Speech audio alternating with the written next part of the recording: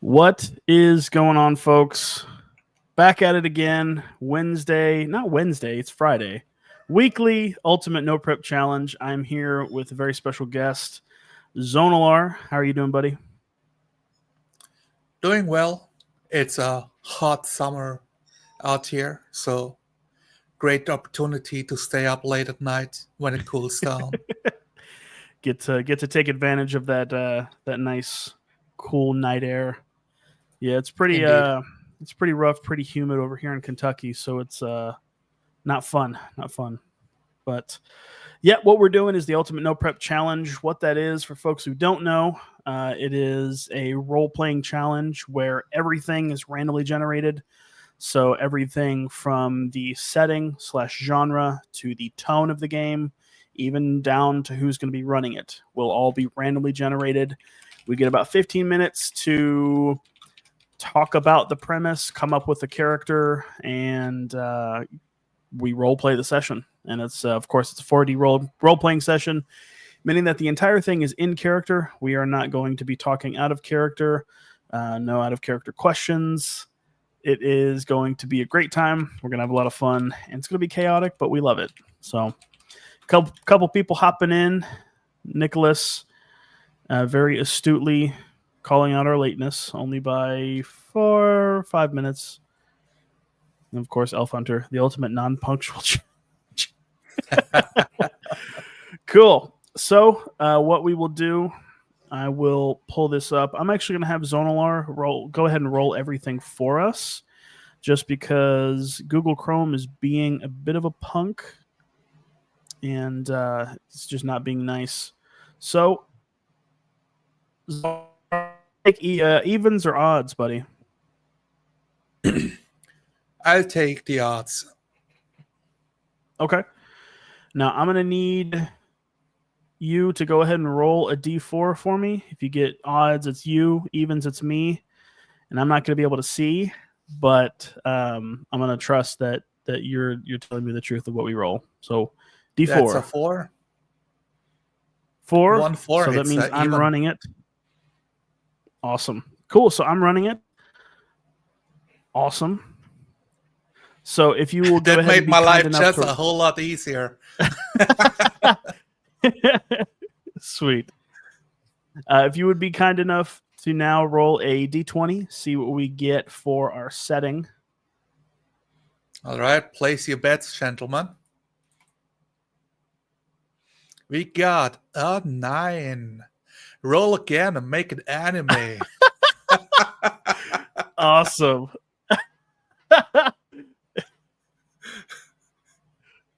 I knew this was a great addition when I got to choose all the way back. How often has this been rolled before? I want to say this is the second time, because we rolled it for the what was it, the Microbe World game that we played. So yeah, this is the second time that it's been rolled. So, and we got go ahead and feel free to roll anime future fantasy. Okay. Anime future fantasy. And then we need a D8 for the tone. True.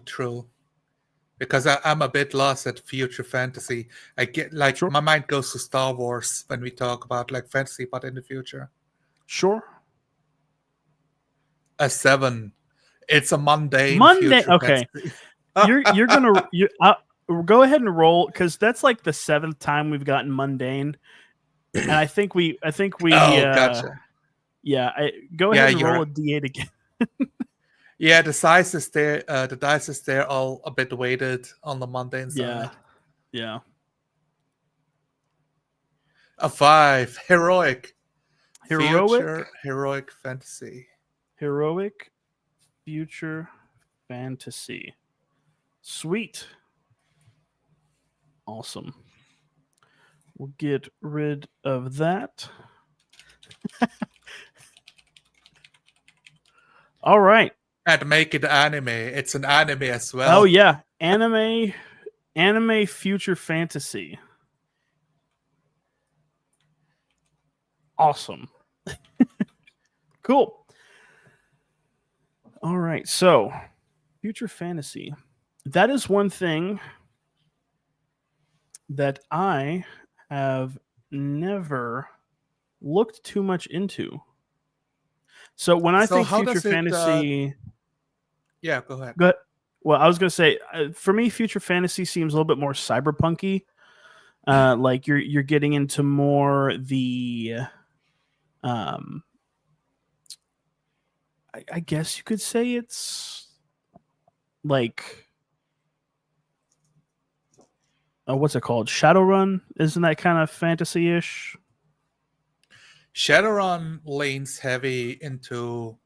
It has the fantasy elements, of course, with magic and orcs and elves, but it explains it more through the lores to make it more sense of the DNA shifting.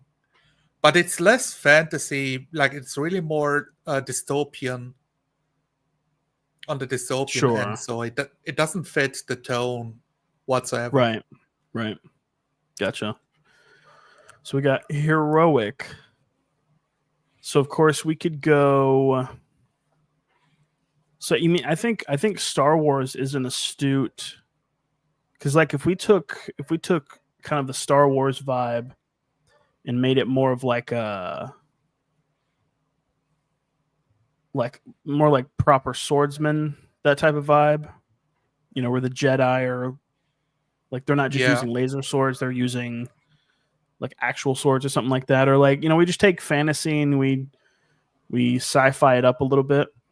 If you want to make it anime, one thing I'm thinking is a classic, the Final Fantasy series of it is very much, it feels almost medieval. People run around with bastard swords, like massive bastard swords, but riding on chocobos, and then they are fucking mechas, and this whole kingdom empire like pumping out resources out of the planets.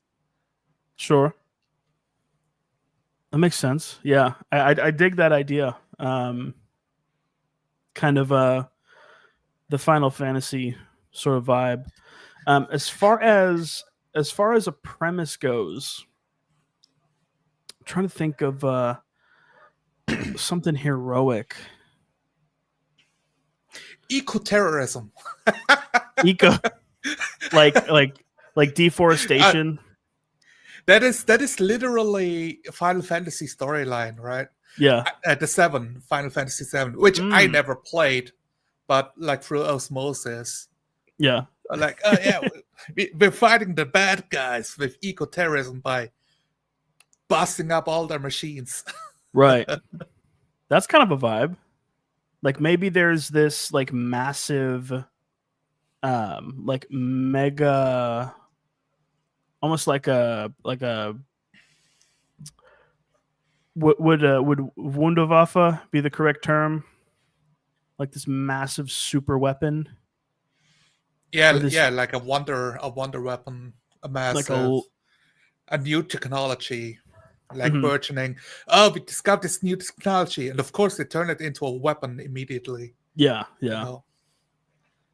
I think it's something like a large machine that just wipes out forests. It just takes down trees and it just mows through these massive, these massive forests, consuming all the natural resources, to put like a parking lot or something, you know what I mean? Kind of that classic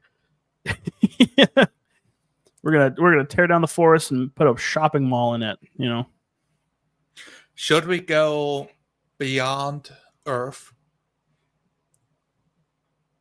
Like I don't know, like leave Earth in the setting, or are we staying on, or the fictional planet? Are we staying on that one planet? Sure. Like how future? Do we have spaceships? I guess like spaceships aren't a thing, or should or aren't relevant to the story, maybe.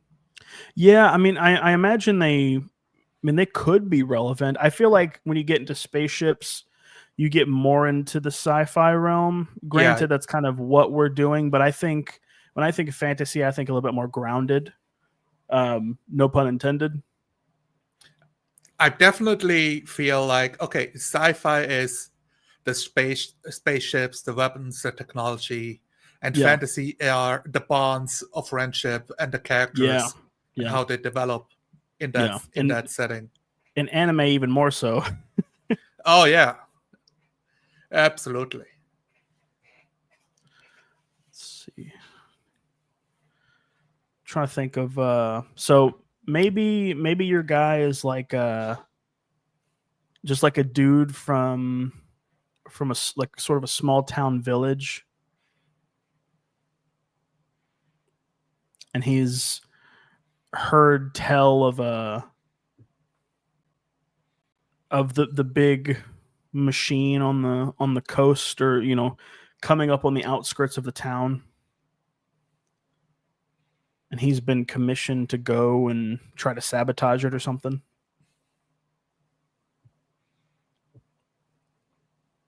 I'm trying to think. I see a couple ideas in chat, like Nicholas throwing in Cowboy Bebop, but a bit more medieval.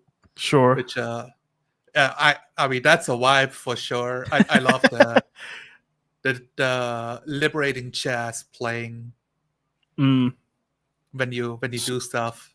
Yeah. Doing hijinks. Also, like they're more like mercenaries, right? They're just trying to get the job done and not get involved with all the grand schemes happening around them. Like Nausicaa with psionics. Man, I haven't watched that in forever, but it had like massive roaming machines that destroy the ecostructure of the planets. Right. And I forgot what they even did in that movie. Yeah, heroic. We were playing heroically sabotaging. It's like yeah. It's a good thing as long as the enemy is evil. Yeah. All right. I guess like keeping the moral high ground is an important part for any heroic story to tell. Sure, you're right. Let's see. Yeah, I love that. Like the machine itself. I like the idea that it's okay, and you can, of course, change it however you want it to. Do you know, like this massive machine might be like a kilometer long or more, and they get dropped off onto planets to extract resources, so it can comb through hilltops, through forests, through the Arctic, and consume any material to turn it into its substrates and package it up, and it gets collected at some point by the interstellar corporation. But the people who lived there, like over the thousands of years of terraforming, their like whole livelihood gets fucking upended. Yeah. So I can see that, like, holy, like in my youth, my whole everything got destroyed, and I somehow got off or to the other side of the planet and managed to grow up. And now I hear it, like I see it again coming this way. Yeah. Nobody knows what to do about it. It's like maybe it's always treated like a god, like a deity. Sure. Kind of like the wrath of God, or like the wrath of whatever kind of deity they believe in that day. It's like a cargo cult seeing a plane and you don't know what it is. Yeah. But it brings a gift, so you like build a facility, like trying to build it, like it's place. Totally. We don't understand it, what it is, so it must be God's punishments. Like, no, God has abandoned us. I must kill God. Yeah.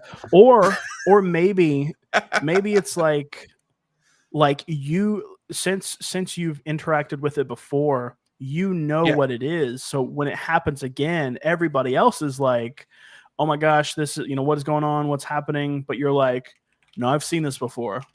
I know how to fix it, or I know what to do, that sort of thing. Yeah. Oh, okay. I came up with, what about, it's called the Reaver. The machine is called the Reaver?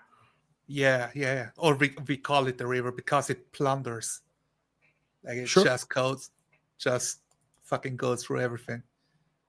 Yeah. That's cool.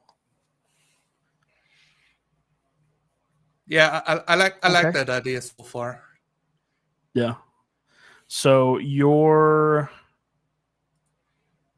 character. So we should talk about your character. Definitely. Ooh, I like this idea from Nicholas. Shaped like a giant locust. Like a giant grasshopper that just consumes everything. That's dope. That's really cool. Oh, it actually takes like fucking 20 minutes to charge up its legs, and when it jumps, it leaves an earthquake after it's like done consuming cool. the place. Yeah, and that's how it goes around from like country to country, landscape to landscape. Like rockets itself off. Yeah. All right, let's see. Let's come up with a name for your planet.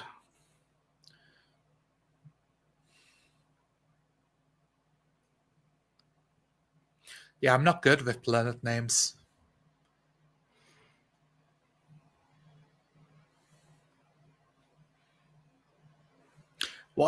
What's an anime planet name? It's probably German. Stein. Welcome to Stein.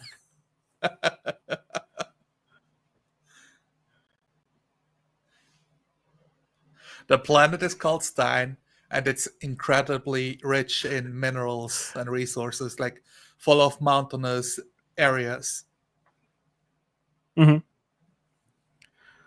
Stein. Oops.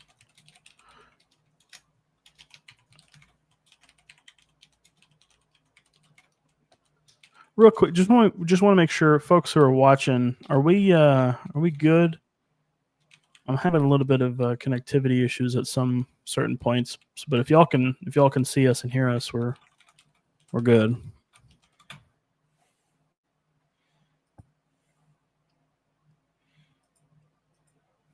So would this be something like? So. Yeah. Would this be something like you? Would your guy know how to like work on computers or other things like that?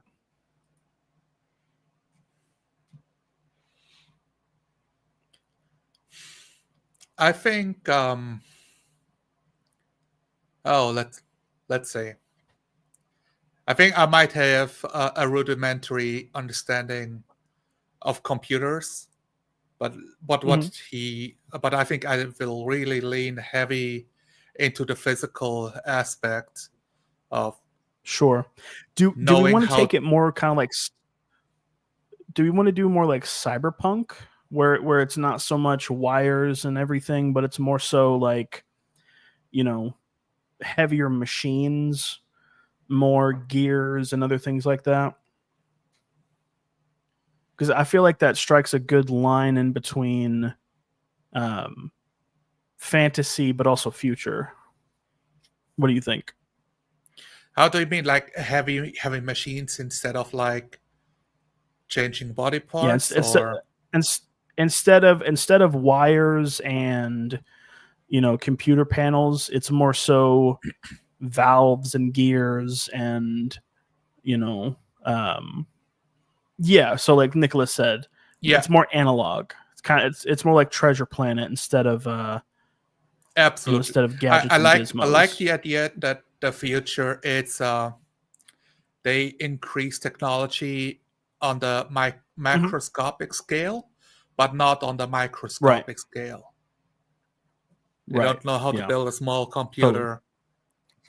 or a small machine. They all have to be big and rough.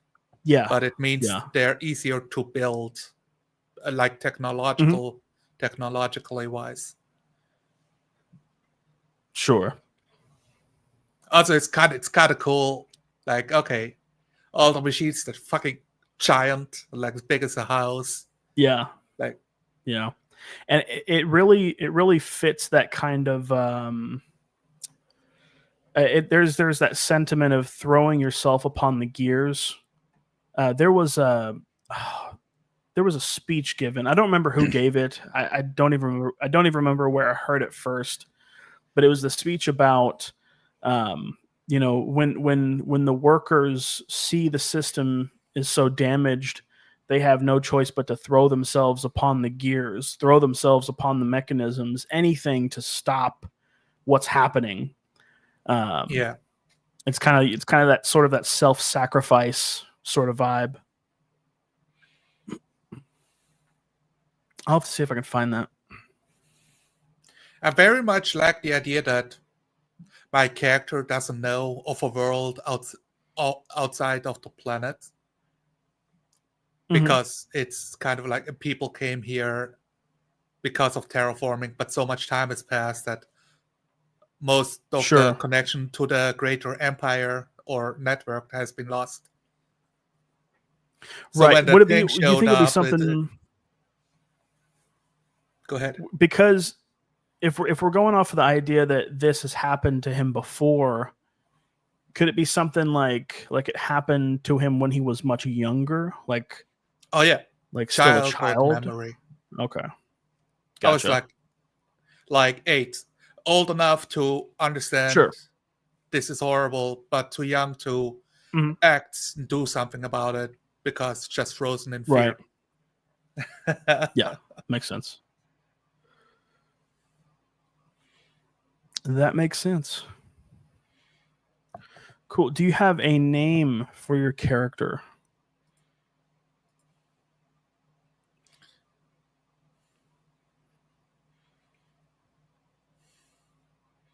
I want to go with something real cliche, but the only name that comes to mind is Bob, which sounds horrible. So it's really Robert. What are some anime names? Something real spiky.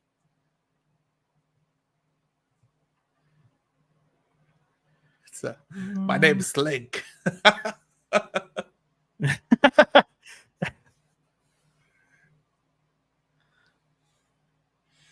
Do we want to go like? Chat can also put in some name. Yes. Maybe you could, I see I have some points that could try to distribute those.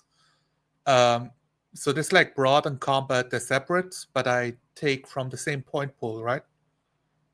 Yes. Yeah, you will borrow. You distribute amongst what's available to you. You have 10 total skill values that you'll distribute amongst the 10 total skills.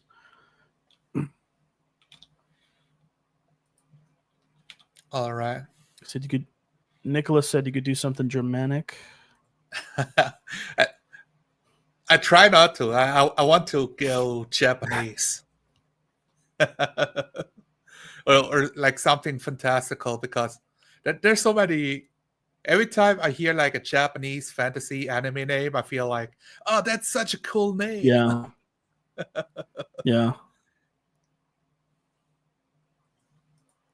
Davian, Braylon, Drax,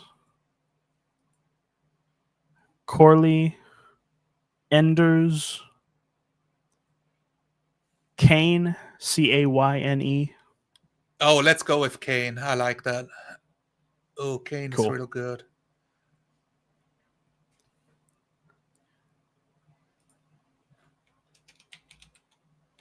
Kane.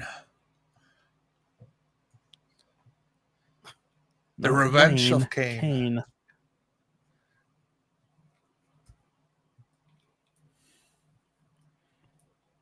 Okay. Mac does not like me typing out Cain with a C. Keeps wanting to turn it into Wayne.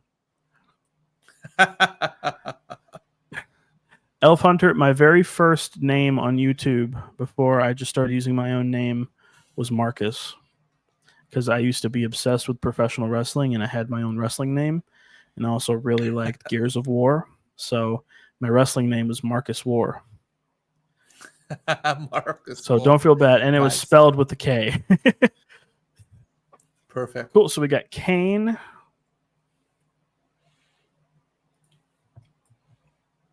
Cain Takahashi.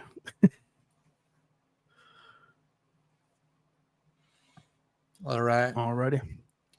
I don't have like putting stats into place to see how it shakes out. I think, yeah, I don't know. Am I supposed to tell you those things or keep it secret? You don't have to. I mean, it's a high trust game, so okay, I trust that you're going to be, it's your character, so I keep it to the broad strokes then. Yeah. Like a high body, high melee, and defense stats. Real low, it's intellect and ingenuity. Sure. And the rest just kind of basic, average.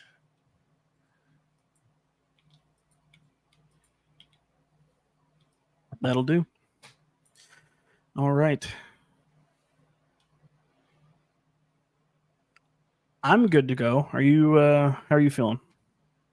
There's a couple of things that I see here I don't quite understand. Sure. Like strike system. Okay, like I have 3. So somebody attacks me and I try to defend or do anything. I roll against it, and if I fail, it's a strike. Yep.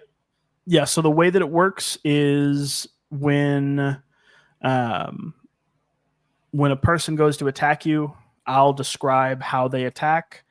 You'll describe the manner in which you attempt to defend.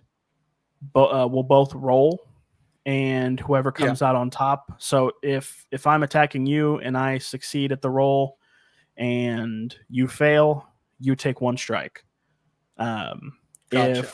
If we both fail, or if I fail and you succeed, or if I fail and you succeed, you don't take a strike.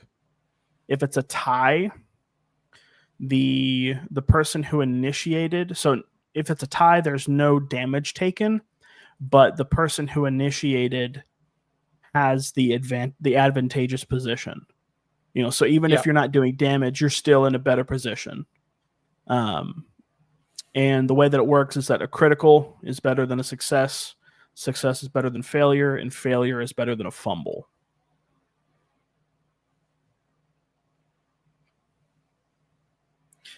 Gotcha. Yep. And I see there are like skill specializations. Do I write down a couple, or because go ahead. Yeah, the way I sort of think about it, if you're rolling for something, say you're rolling to bust down a door or something, and you think my character is good at that, you get to add a 20 to the skill level of whatever roll you're trying to make. So if you have a 50 body or something, you would be rolling against a 70 because you're adding 20 to that 50. Okay. Does that make sense? Yeah, makes sense to me. Yeah. And again, high trust. I totally trust that you're gonna, I wrote down like 3 to 5 just to kind of give a metric. If your character is a little bit more wizened or seasoned and can do more than regular folks, he gets 5 of them. But again, that's just kind of a number that I pulled out of the ether. So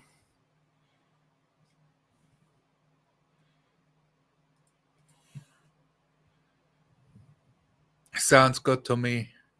Cool. Well, if you're ready, we can go ahead and get started. Yeah, I think so. The rest is just gonna be winging it. Sure. Yeah. Which that's what we're here for. Get a stopwatch going so we see how long we're going for. All right. It is late morning on the planet Stein. A rich and vibrant landscape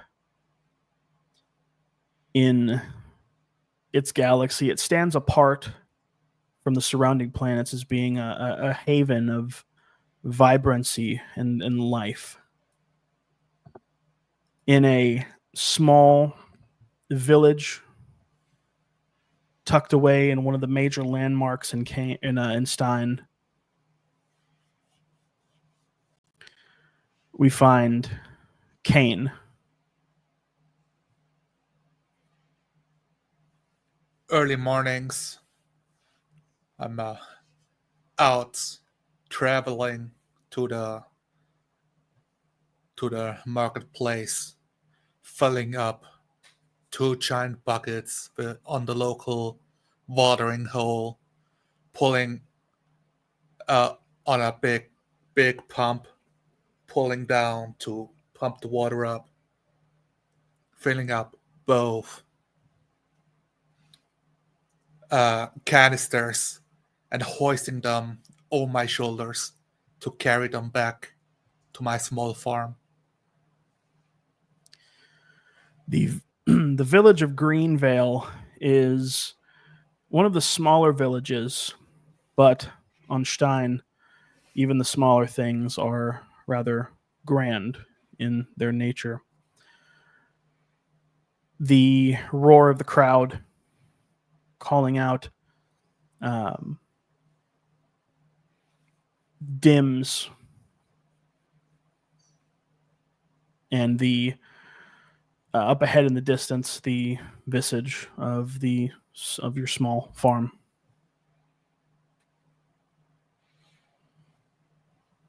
I reach the fence built out of some plywood and scavenged metal beams and pipes.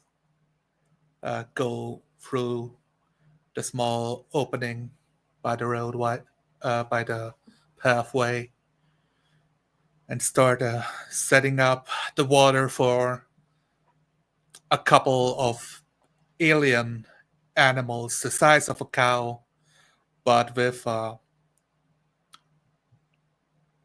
bulging chemical blisters growing on their bodies, illuminating with a green glow their environment.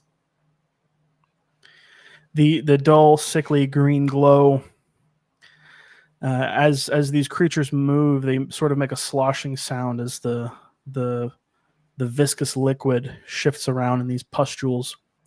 One of them makes an odd, sort of bleating sound. Sort of gets cut off by a gurgle halfway in its natural manner. Seeing you approach with the buckets, they begin to grow excited. I move over to what is a bathtub outside with overgrown flora all around it, and carry one of the bucket. There, Betsy, I didn't forget about you. Don't worry. And start tilting it over, filling the bathtub up with water. The trough full, the odd animals begin to submerge their heads into the trough, taking in deep gulps of water.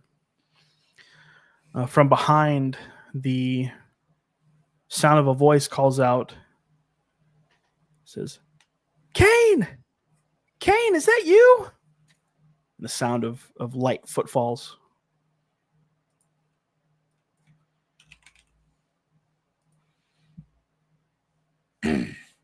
I take off the headband that's cooling down my forehead, white piece of cloth, and wave it in the air, turning my back to the animal, and say, "I'm here. I brought the water." The thin, frail frame of your wife emerges from within the house. She gives a wide, cheery smile and rushes towards you to embrace you in a big hug. She says to you, "Did you bring it? Did they have the pastries in town?"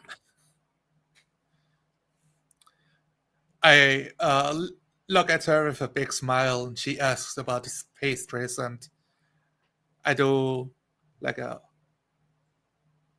face is frozen for a moment, and I frown, like scratch my head, but then I pull 2 pastries from behind my back, a muffin. She begins to jump up and down, elated with joy. A wide smile that takes up almost the entirety of her face. As with a fervor, she grabs one of the muffins and just begins to chow down on it, causing it to disappear in a matter of seconds. Don't eat it all at once, Natasha. It took me a while to quiet that.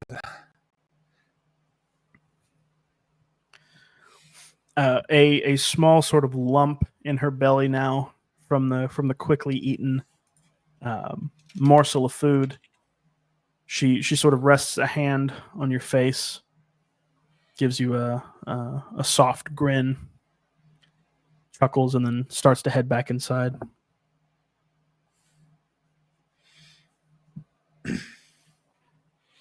I wave her off and turn to the farm. Said, "Well, it's time for work."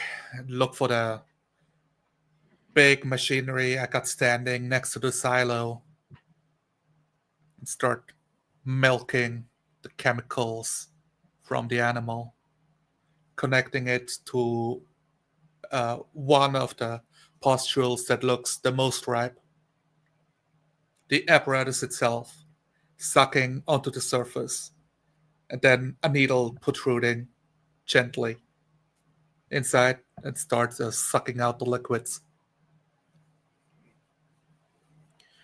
The animals flinch when the needle enters the pustules, but they quickly sort of relax themselves. The thick liquid pumping through the tubes and the different means of transportation. It leaves a glow sort of illuminating the pathway that it takes. The animals are happy to be rid of the liquid and sort of roam off, grazing around the area as each one completes their turn.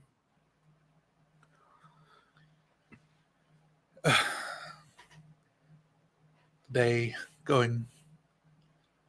starting to get hotter as the sun rises. I carry off the couple canisters that are filled up with the green glow and bring them to the house.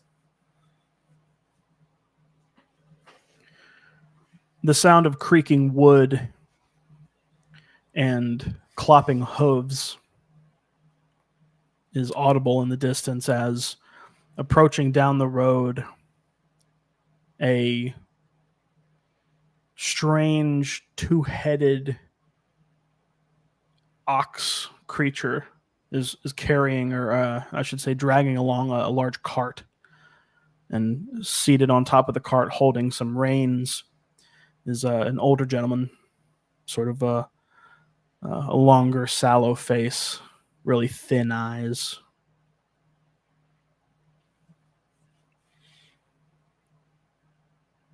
I wave him, yelling out, "Hello, friend. How's your day?" Quite friendly, cheerful demeanor on my face, relaxing my muscle-packed body from the hard labor, trying to catch a break. As the man approaches, the face becoming clearer, it is Jeremiah, your neighbor. An older fellow, he raises a hand, says, "And good day to you, Cain. It's a wonderful day, isn't it?" He brings the beast to a halt right outside one of the fence posts, begins to climb off of his cart wagon. I meet him halfway, approaching my end of the fence, chuckling to myself. Yep, it is. Can't wait to have another great day tomorrow, and the day after that. Just life is a real dream. He gives a chuckle. "Quite right, old friend. Quite right. Well, it appears that you have plenty of work ahead of you, but I wanted to ask you something real quick. I just came in from town, and there was some concerning news, some concerning business, and I just wanted to get your input on the matter."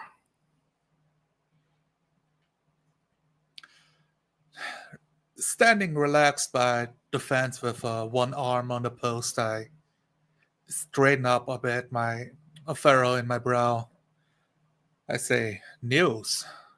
You're talking about out of town business? Did something happen nearby?" A bit more concerned. A sort of sallow, somber look on his face. He says, "Well, it involves us, our people. You see, there's a bit of a land dispute. Old man Jedediah down the way, in the next village over, claims that a parcel of land that's been a part of our village for generations, he claims that it's his, and that the soybean crops on that part of the land belong to him as well. He's got the documentation and everything."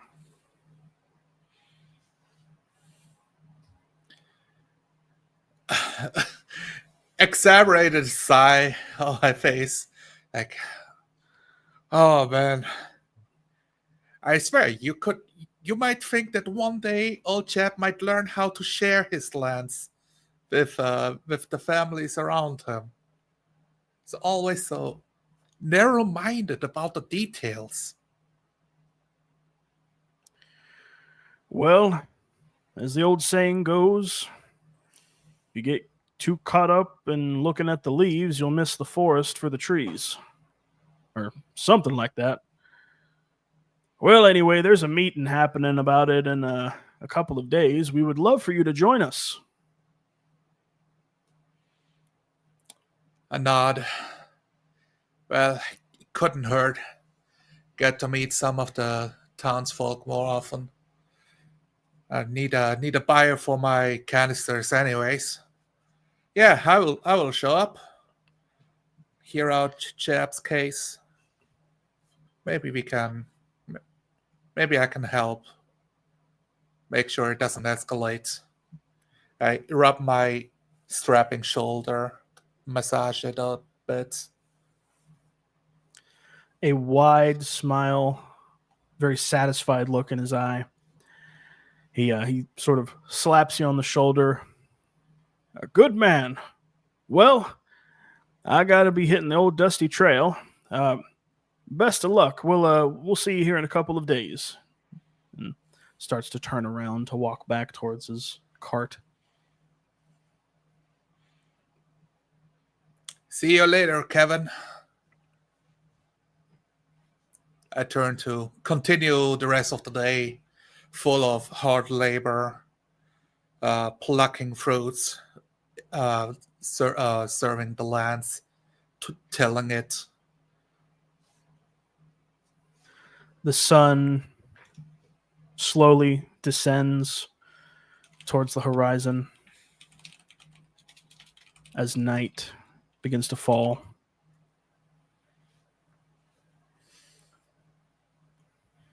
A peaceful evening, a bountiful dinner as night falls and bedtime swiftly approaches. As at dinner time, Kane is still missing. Found outside at a massive tree log that has been sapped by lightning, broken apart at the middle point, swinging a 2-meter long slab of metal, chopping away at it as practicing his stance and the weight training.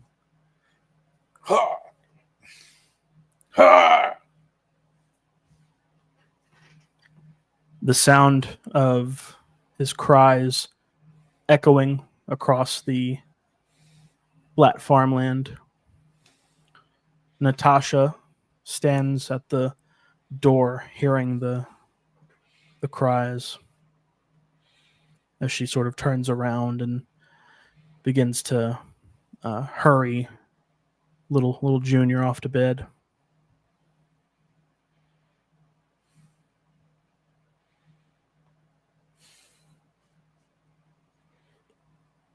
After my training session, I come back into the house. I realize my dinner has gotten cold. Like scratch back of my head. Oh, shoot, I completely forgot the time again. And sit down and eat in silence, trying to not wake up little Sonny boy. An ominous presence looms over your shoulder as hot breath rains down. Natasha, I'm sorry. Please forgive me. She erupts, the smoke beginning to emanate from her ears as she lets out a deep sigh and her color returns to normal. For once, just once, I would love a normal family dinner where we can all eat together. A vein popping out of her forehead.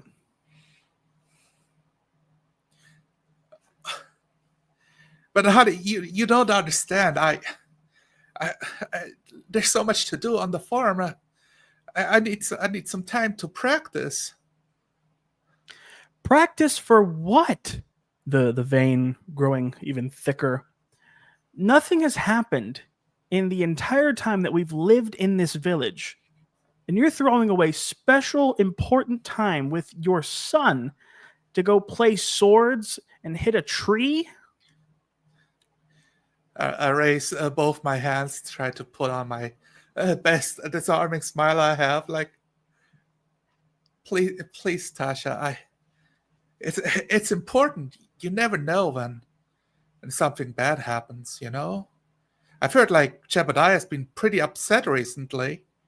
Gotta make sure that I fumble over my word after that. It's like completely lost the plot on his argument. Her arms crossed, sort of impatiently tapping her feet or tapping a foot on the ground. She gives another huff and kind of gives a sort of a grin Her angry face slowly turns into a grin. All right. She walks over and gives you a peck on the cheek.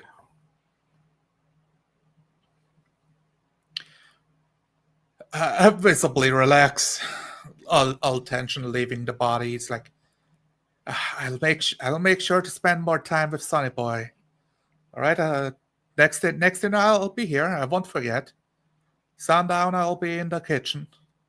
Help you whatever you need. At that sentence, her face brightens. She gives a very wide grin, almost a sparkle in her teeth. She gives you a big old hug and says, well, hurry up and finish up and come to bed.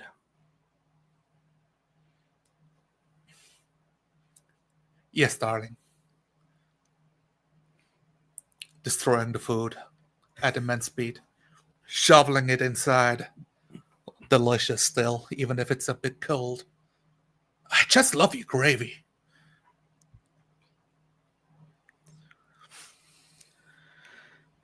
The food off of the plate, the dishes in the sink, night falls, and Natasha dozes off to sleep in the bed. Next to her, on my back, open chest, staring at the ceiling, seeing a bulges dome window showing off the bright stars above in all its glory. Slowly dozing off. Almost as soon as sleep consumes the sound of a loud thump, and the ground shakes.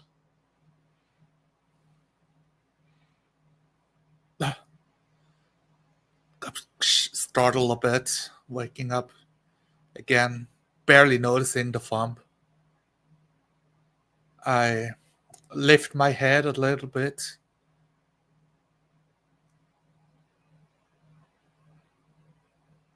In the sky. Did I imagine that?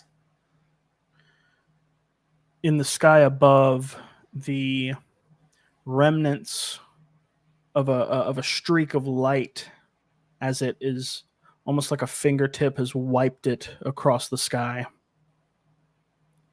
and slowly fading into darkness. Carefully pushing myself onto my butt, upright, looking at the streaks of lights, making sure not to wake up my wife, trying, like, scratch my chin, trying to figure out, is that a starfall?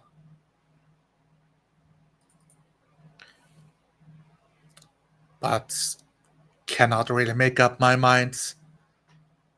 Like, I should make a wish. Please give me a daughter next time. Go ahead and make another roll.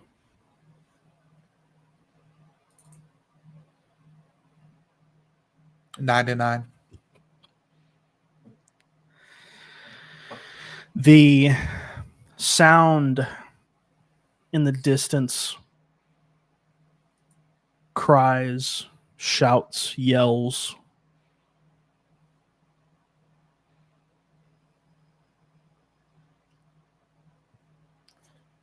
Like, what's happening? I start to get up, pick off the wool jacket from the side with the tee of the vest ripped off. And at the door, I'll wait for a moment, look back at my wife, see if I accidentally woke her up or not, trying to close the door silently. still resting. She sort of shuffles, turns over in the bed. I close the door, go past the kids' bedroom. I glimpse in real quick. See that Sonny Boy's all tucked in. And I move down the stairs, put on my boots. I start to hurry up. The pants go on. I step outside. I grab the slab of metal next to the door, throw it on my shoulder, look outside. What I see. Who's crying? The smell of ash and flame is pungent in the air. The sound of several voices crying out, the sound of women crying, the sound of men sort of in cries of agony and loss. Ash on the wind.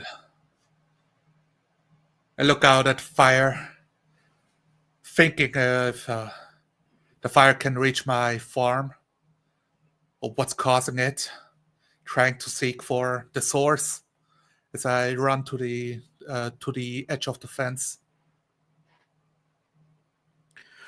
To the east, ahead in the distance, an ever-growing flame reaching many, many feet up into the air, many, many meters.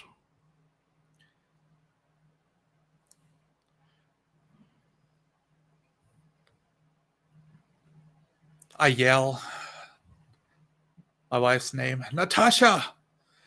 Rushing back in now, not worried about who I wake up or not. Natasha! I approach the door. A big thud of the blade itself resting against the staircase as I reach up, opening the bedroom door. Natasha, seated up, looking around, awake. Kane, what happened? What's going on? Why did you get out of bed? It's a wildfire. The village is burning. I must go. I must help them. Oh no. Should I take Junior and should we leave? Prepare the cart. Take one of the pets. They can pull it for us. Just make sure we have enough in case the fire spreads in our direction. A package or two would do good. I'll carry the water in the town center and help with the fires. Okay. Kane, please be careful. And she rushes up and gives you a passionate kiss. My hand on the small of her back, I look her in her big eyes and say, "You don't have to worry about me. I will be back. Nothing's gonna stop me from seeing your face again." A tear falls from her eye. A smile on my face. That's a promise. I offer my pinky finger. Her minuscule pinky wraps it around yours, your hand dwarfing hers. She gives a chuckle.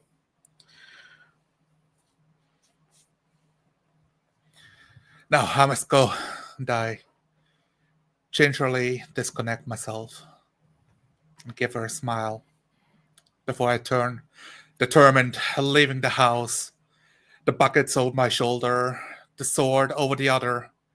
I run down, not sure what to expect. Ash raining from the sky as towards the town center. The flames grow ever higher. The various carts, the various buildings and edifices are being consumed by these massive flames. People in the streets of various economic standpoints are all covered in ash and soot, looking like charcoal effigies, walking around aimless, directionless.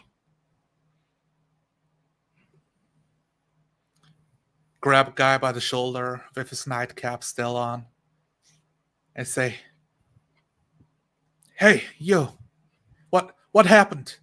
Do you know? Please tell me." Face caked in ash.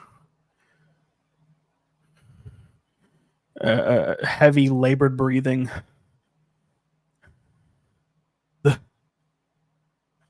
hand of God has smitten us. Sort of lifeless eyes, dazed look. Keeps rambling on. The hand of God has smitten us. I let him go, my hand still in the air where his shoulder used to be, as he moves on, hand of God. What does it mean? I move deeper into the village as the fires intensify, looking for a fire brigade with their massive pumps. They should be working. Where's the fire brigade? The sound of white noise is heard off in the distance after a loud creaking of a valve being turned. The cool mist of water begins to fall down as around the corner the brigade begins their assault against the flames. One of them rushing around the corner spots Kane with the buckets of water, points. "You! All hands on deck! This way! Quickly!" I yell out, "Yes, sir!" Coming, charging down, holding the sword precariously, behind my back in a sash sleeve situation, hanging on as I carry both buckets, charging. They're currently spraying a large sort of communal house. The flames are poking out of the windows. The lower half still intact. One of them has this sort of crummy looking crowbar trying to pry open the door.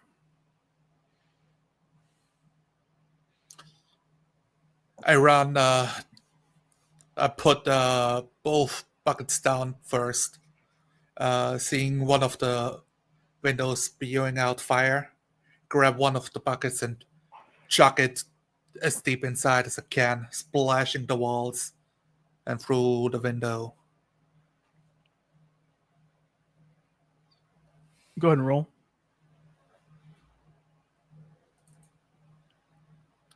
I'll take it as a body roll. Success. The loud hiss as the water runs down the wall, extinguishing enough of the fire as a smoke begins to pour out, smoke and steam pouring out of the window.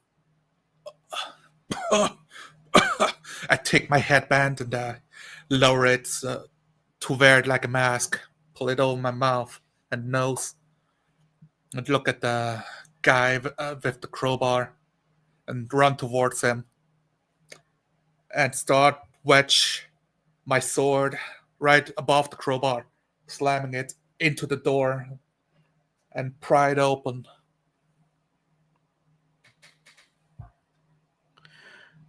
With zero effort, the sheer mass of this blade, the sheer length, easily pops the door open. Inside, smoke, up high close to the ground. Visibility is a little bit better. I look at him. Is anybody still inside? He looks back and forth. Well, I think so. There was the young one, the little one, the little girl, and a larger sort of rotund fellow. Ash across his face says, "My daughter, my little girl's still in there." He falls to a knee. I turn to him and say, "Do you know which room? Is it on the back, left, right, second floor? Tell me." She's on the second floor. Down the hall, third door on the right. I grab my second bucket, look at the door, look back at him. "I'll be right back," and charge through the smoke inside. The heat is oppressive. The smell of ash and burning wood and plaster, offensive. Up ahead in the distance, through the sort of living area, the living room, past a burning couch, there's a staircase. I run past the couch, carefully assessing the stairs. I don't think too long. I charge upward. The first couple steps, making sure they don't break under my weight. Then stepping up. On the second floor, a long corridor riddled with various doors, many of them with smoke coming out from underneath. I yell out, "Is anyone here?" I start trying to prod some doors if they open, look through the ones that are. Darkness within most of the rooms that are already open. A cry calls out from the third door on the left. "I'm in here! I'm in here!" The voice of a young girl crying out, muffled, "I'm in here! I'm in here!"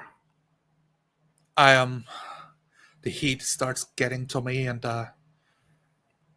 I splash some of the water over my head, over my shoulders, shaking it off, then look around at the fires nearby and splash the rest of it on top of it to dampen the flooring and the walls. "Stay away from the door! I'm coming!" I step back and shoulder tackle the hinges, the door. Bam! Go ahead and roll. I'm good at this. A success. With a fluid motion, the door jamb splits and the door opens up. This room, still untouched by the flames, a young girl in a dressed up room is seated on the floor, sort of tears welled up in her eyes. "Are you here to help me?" "Come with me, little girl. Your father is looking for you." She stands up and runs to you, sort of hugging your leg. Outside of the window, illuminated by the flames outside, a heavy, or I should say a massive shadow blocks out the light as it passes by the window, and a loud metallic screeching sound just rips through the air. Ugh. What in tarnation? I look down at the girl, at first a bit ginger, not sure what to do, and say, come, climb on my back. And I take the sword off my back into my hand, the tip sinking down into the floorboard as I offer my knee for her to step on, kneeling down, and hold tight around my neck. She climbs up, a little thing, very small thing, just holds on tight like a spider monkey on your back, face buried into your neck. We're gonna visit your father now, okay? Between sobs, okay. I nod. Just hold on tight. And I step up, lifting her up on whole feet and pulling the sword out of the floor. And I start barreling down the floors again, seeing the conditions of the stairs. One more yell. Is anyone else here? The stairs in good condition. The sound of the crackling flame sort of drowns out any other noise in the area.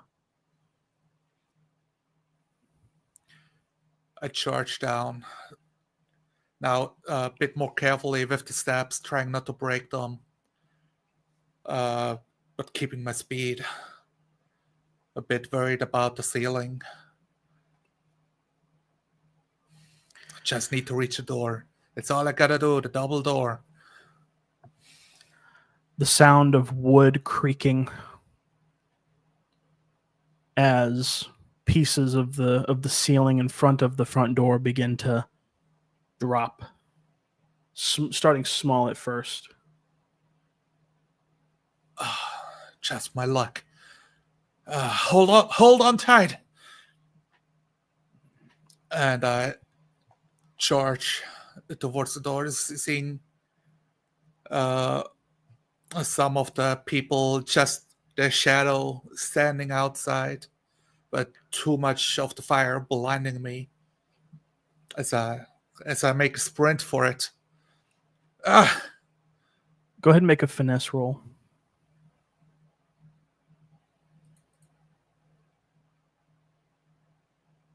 A massive success, 17.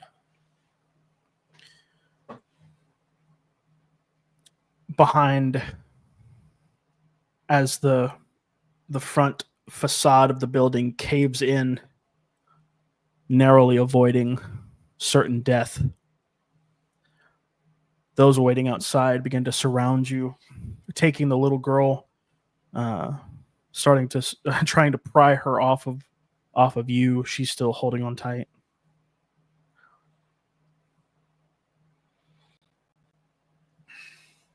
I gently rub her hand and say, there, little girl.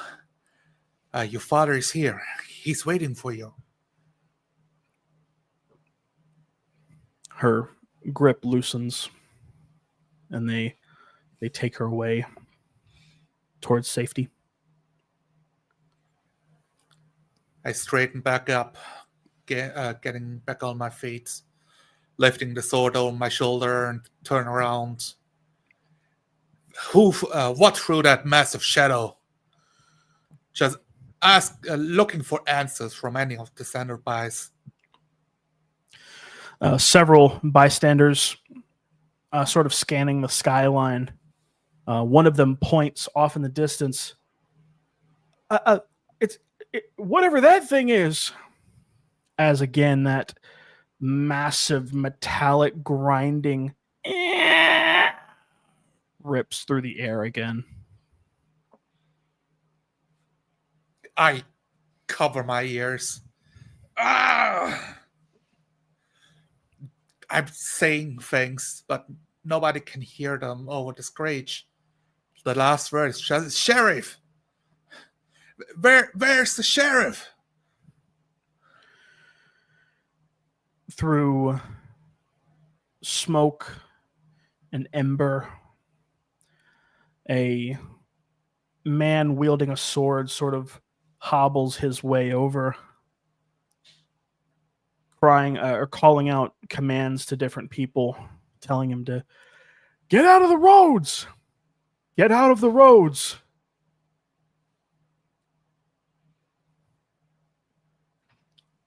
I run towards him. What is happening?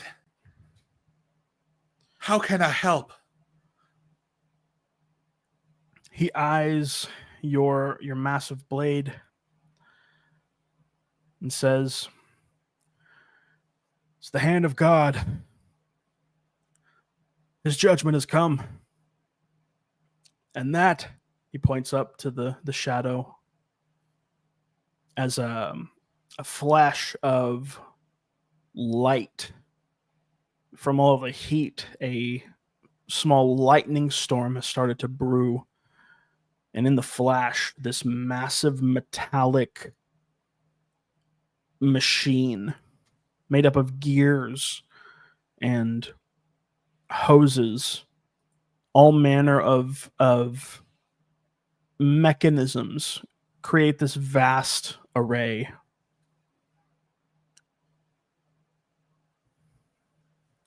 Mother of God. My sword tip sliding back into the pavement, into the cobblestone roads, splitting one of the cobbles in half. I say, the hand of God. I've seen this thing before. A tremble in my voice. The sheriff turns to look at you. "You mean you've seen this thing before, son?" I look him in the eyes, wide-eyed. It was 20 years ago. It's not even in the same country. It destroyed the whole city. Everyone I knew. I don't even know. I somehow escaped. I don't know how, but I did.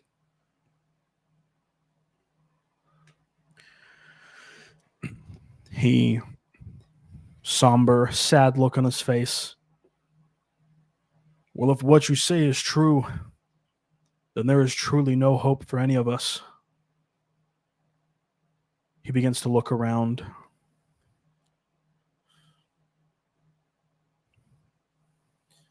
Look back at the machine, and my grip tightens around the sword hilt. No hope. No, I made a promise. I've already lost a family. I'm not gonna lose another one. Pull the sword out of the cobblestones and charge towards the machine. Charging for like good 200 meters. I realized just how big it is. Like, starting to get out of breath. The form of the machine is that of a large insect, like a grasshopper or a locust. The sound, that screeching metallic sound, the legs of the machine begin to oscillate, moving up and down, rubbing against one another to create that grinding, screeching noise. The closer I run, the more the cobblestones beneath me split apart, cracks in the stone, they heave up and down. And from running, I start jumping from platform to platform, gaining distance, pushing my headband back over the forehead to keep sweat out of my brow. I start climbing over them. trying to reach it at blade point. As the mosaic of metal and gears begins to grow more into its individual parts, a ladder can be seen on one of the large panels on the side. It leads up into an access bay with a hatch with a turn lock on it.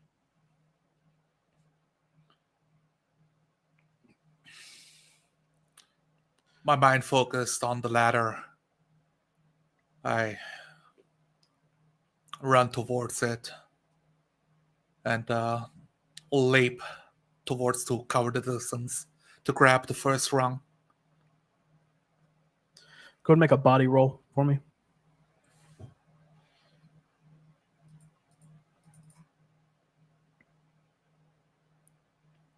Successfully.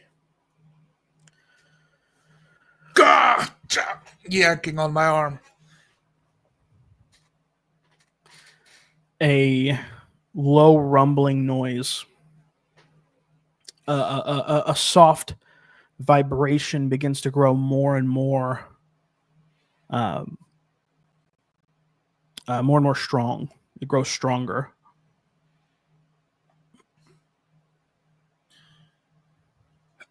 The blade pushed behind my back into the sleeve to grab the second rung, and the third, pull myself up, and I reach the big wheel, and I pull on it.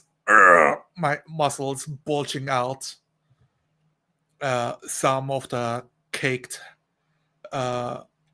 black dust splitting and cracking up from the building I saved the gold from. Try to wedge it open. The wheel, the door mechanism is loose. It is open. It turns freely. Turn faster and faster until I hear the click and pulls towards me. Swing my arms, let it go past me, lean into the doorway. A long corridor of pristine, well-kept, perfectly polished steel and brass and bronze making up the inside. Heavy footfalls can be heard to the distance, off to the left. I keep my wits about me. I close the door behind me more gently, just leaning it, see if it latches, and run deeper inside. Try to orient noises to the left. See if I can find cover. Hide around the corner, maybe. Various alcoves, small sections where different doors give access, allow for sufficient enough cover. As in the distance,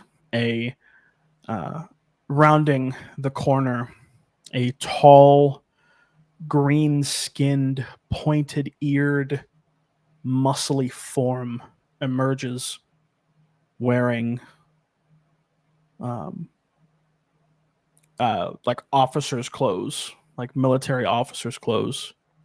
Big tusk teeth protruding from the bottom jaw, and sort of a real grisly look about him. I'm frozen in place. My mind, back when I was 8 years old, seeing a tusked man with green skin looming over my body in the ashes of my home. A distinct scar across one eye. He turns to behind him and calls out in an unknown tongue as a couple other of similar tusked men sort of sidle up behind him. They begin to disperse in different directions.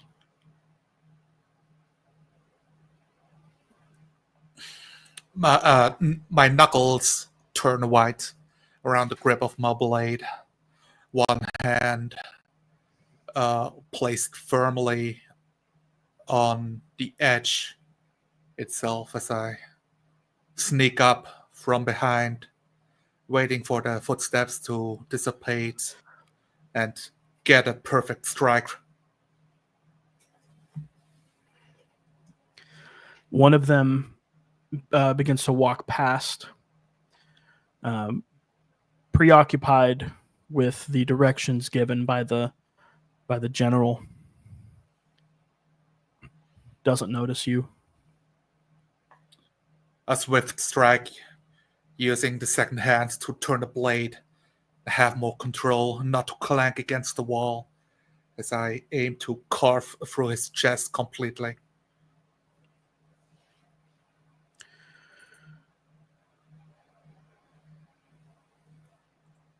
A success.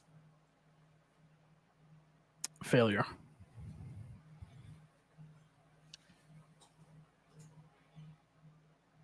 A blazing gash, blood, gore. I step past him, keeping my feet light, not even looking at the body as I move towards where I suspect this officer or whoever wore that hat to be.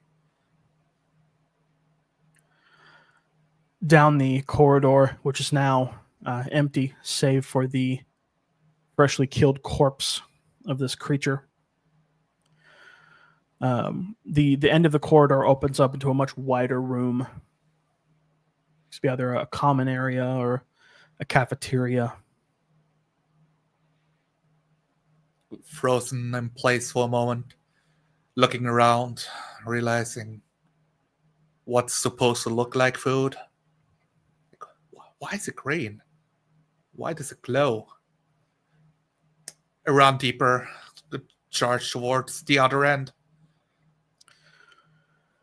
The vibration grows to a higher frequency, going from a low rumble to now a buzzing, able to be felt through the feet.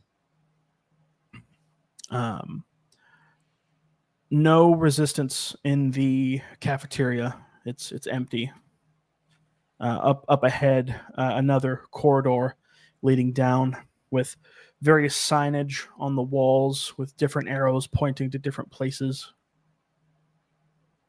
in an unknown tongue. I stand there puzzling for a moment, trying to figure out what it means. It's like, what? They're clearly not from here. Musing to myself, I see if any of the pictograms make any sense, like any of the symbols. Scratching my chin. Go ahead and make an intellect roll. I'm really bad at this. I succeed. I think that's a critical. Within 10%, yes. With a sudden burst of understanding, the sort of shoddily drawn pictograms make sense. The drawing of the house compared to the drawing of the crude leg of whatever animal. The drawing of the house is the common area. Drawing of the leg is the cafeteria. There's one more. It's It's just a triangle, and with a star drawn at the top. That must mean the control room. I realize the golden triangle and star, and put my hand on it, and follow the golden line that moves away from the symbols down the corridor and start charging. Golden line. Yeah, I need to go there. Oh, they're not gonna take my town again. The vibration reaches a breaking point as suddenly gravity increases 10, 50, 100-fold. Go ahead and roll a finesse check for me.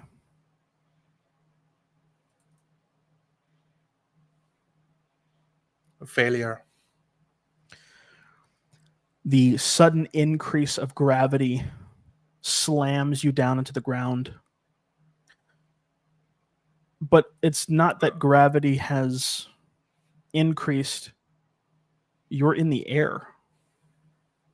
This machine has jumped up in the air, and suddenly you are weightless as it is falling back down.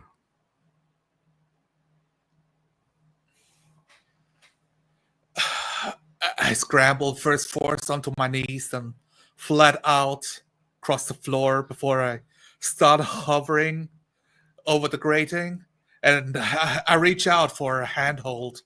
It's like a piece of a window, and it's border. I grab for the border, trying to hold on. Go ahead and make a body check.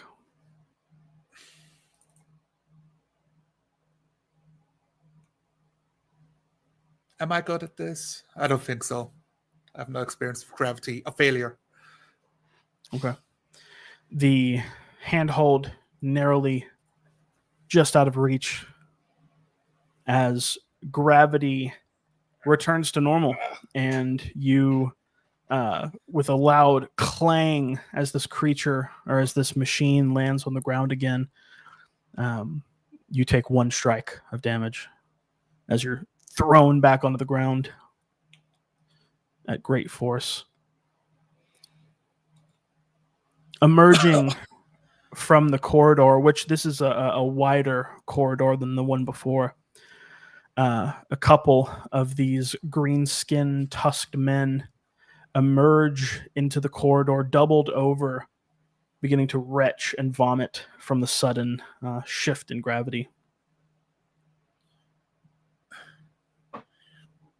I get back up on my feet, coughing hard, wiping on my headband. As I pull my hand back, I realize a bit of blood from scratching and scraping. See the men, and I barrel towards them. My instincts kick in. Wiping the vomit from their lips, one of them looks up, calls out in that same guttural tone, "Ulach, melakata," and pulls out a sort of haphazard looking blade. I step past the first guy, make a wide swing to catch the first and the second guy at the zenith, aiming to strike through. Successfully. Seeing you which is a crit, I think. I'm not. I don't think it's a success. No. Seeing you come at him with this massive blade, he turns his over and tries to stab at you as you pass. We'll call it a 30%. That is a critical. So he is able to get his blade over yours and stabs into your shoulder. and halts you before you can make it to the second one. Pulls the blade back out, tastes the blood off of it. Go ahead and take another strike.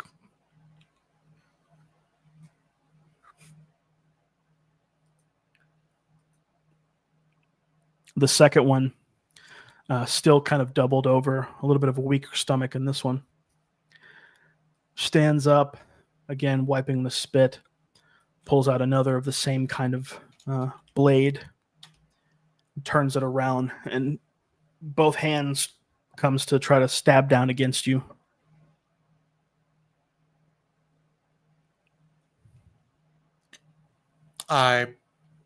Being stopped, I hide behind my blade, letting the tip dig into the grating, and pull the shaft in front of me to deflect.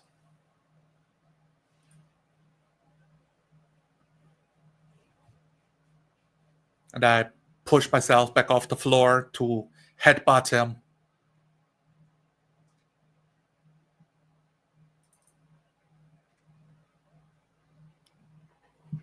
A success. Still going wild from the downward thrust, in the perfect position to just take that headbutt. His neck snaps back as his arms sort of swing wild. He sort of falls on his butt. A dark, almost black blood spurting from his nose. The one that stabbed you sort of takes a step back, blade out in front of him, waiting for your move.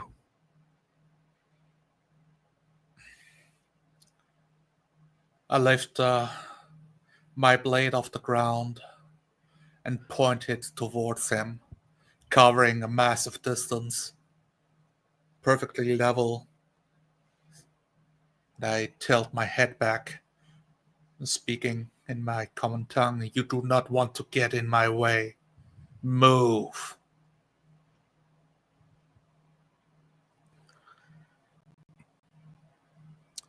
Go ahead and roll your choice. Ooh. Social, but I'm good at this. Social.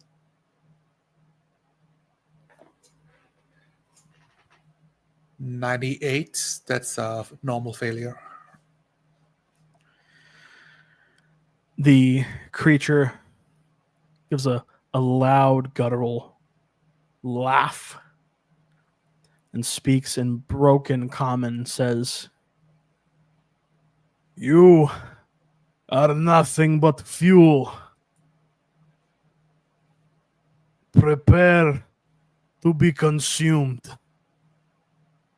And he sort of pushes the blade away and begins to rush towards you with his blade up.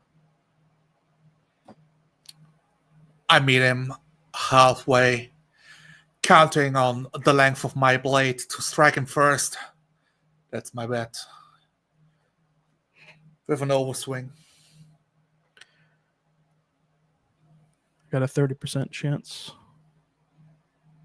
Failure on my end.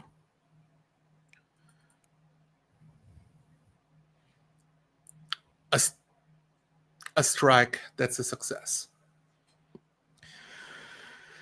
Bloodlust in his eyes. His war cry is cut short as a gasp. The front of the blade becomes very heavy as the corpse of an orc rests upon it now. I keep moving with the corpse on it, now the second hand, keeping the blade steady so it doesn't sink into the grating and barrel into the next room.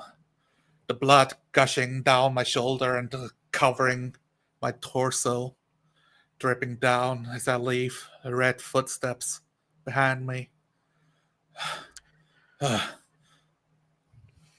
at the end of the corridor opens up into a massive control room, all laid out with bronze filigree and brass accents. It has a sort of a floor section, and then two mezzanines, two staircases go up into an upper sort of scaffolded area. There's a man, or a creature, rather, seated in a large chair, fiddling with some valves, looking through a periscope.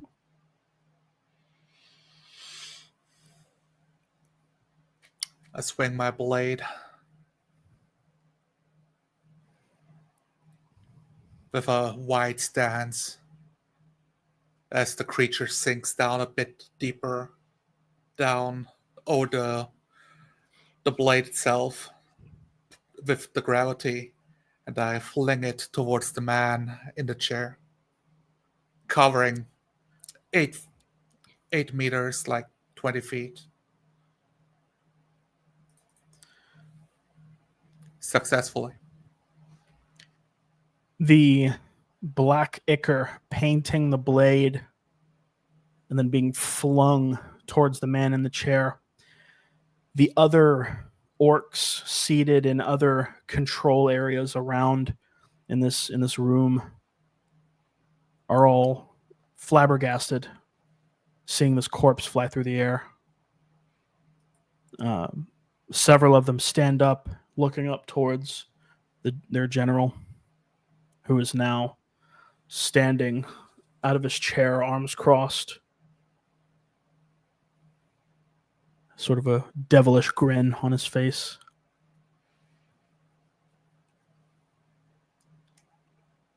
I yell out, pointing my blade towards who looks like the leader of the bunch. I say, You will not take my village! Barrel towards them. I start running up one of the mezzanines, ready to slice anyone in my way. One of the orcs stands to meet you as a cry from the general calls out, Milaxo! Laxaveva! As on the other mezzanine, one of the orcs begins to spin a large valve, and that same vibration begins to build up again, starting as a low rumble. But one of the orcs does come to meet you, blade at the ready. I don't even worry about him as I shoulder check. The man, seeing his blade pointed, I use my own to cover my shoulder with the hilt and push him over the railing. Go and roll. Not good enough. The blade sort of locks with yours as the orc is forced back, not pushed over the rail, but is leaned back.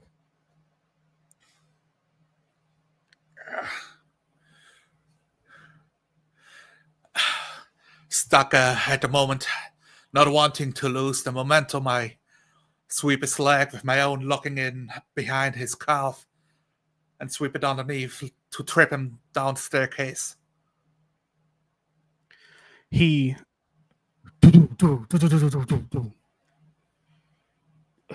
fumbles to the floor with a loud metallic clang as his body sort of bounces on the stairs. Another orc at the top of the stairs, maneuvering a set of levers and turning some valves, is caught off guard by your approach.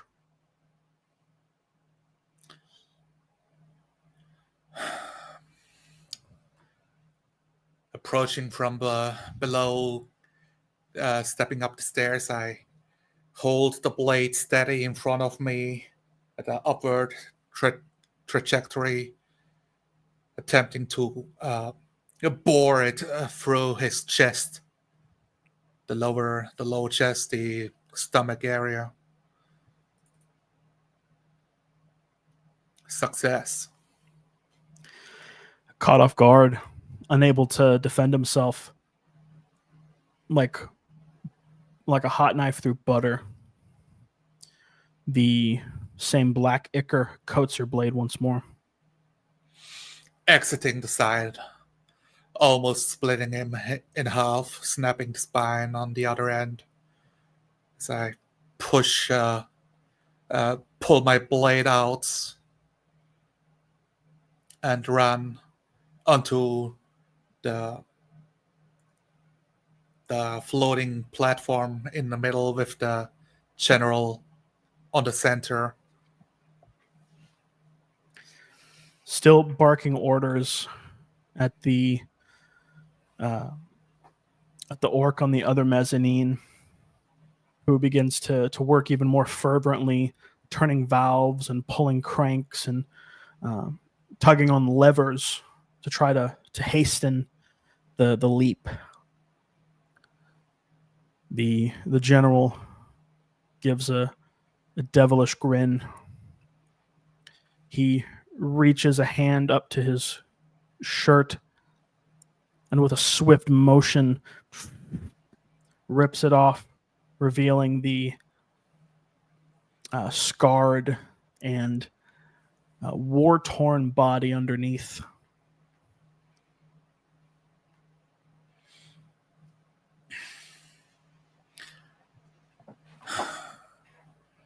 I yell towards him, "This is my home! Leave, or you will pay!" The large chair that he was seated in has a very tall back. The back is oddly shaped, sort of a craggly, sharp-cornered, almost waviness to it, with a post sticking out of the top. With a movement as quick as a flash, he grabs that top post and pulls out a massive blade from it. This almost rock-like blade. He holds the blade out. "This is your home. No. This is our future. We will destroy and consume everything you hold dear." Couple steps, staggering backward at the size of that rock pole. I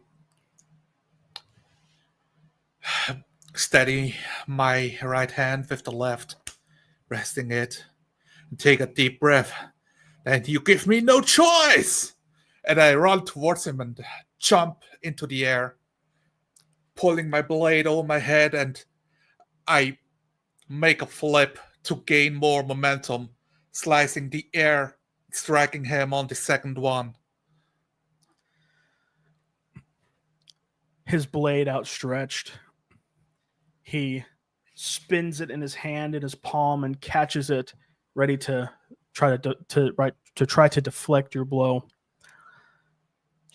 Yelling loudly to give it more power, amp myself up, and not think about failure being a possibility. A strike! Failure on his end. The blade lashes against him, and the gash across his chest, oozing that same black ichor, sort of caught off guard at the blade being deflected. He takes it back, holding it in front of him again, almost ignoring the strike. ignoring the pain of the strike, holds the blade aloft. Having landed with a heavy thud, my blade struck him, but now stuck in the beautiful marble flooring, cracking it. I pull myself back onto my feet, ready to deflect what's coming backward. He, again, with a spin of his body, almost becoming an impromptu whirlwind, begins to approach you with this spinning attack, trying to slash at your arms. Success. I defend myself.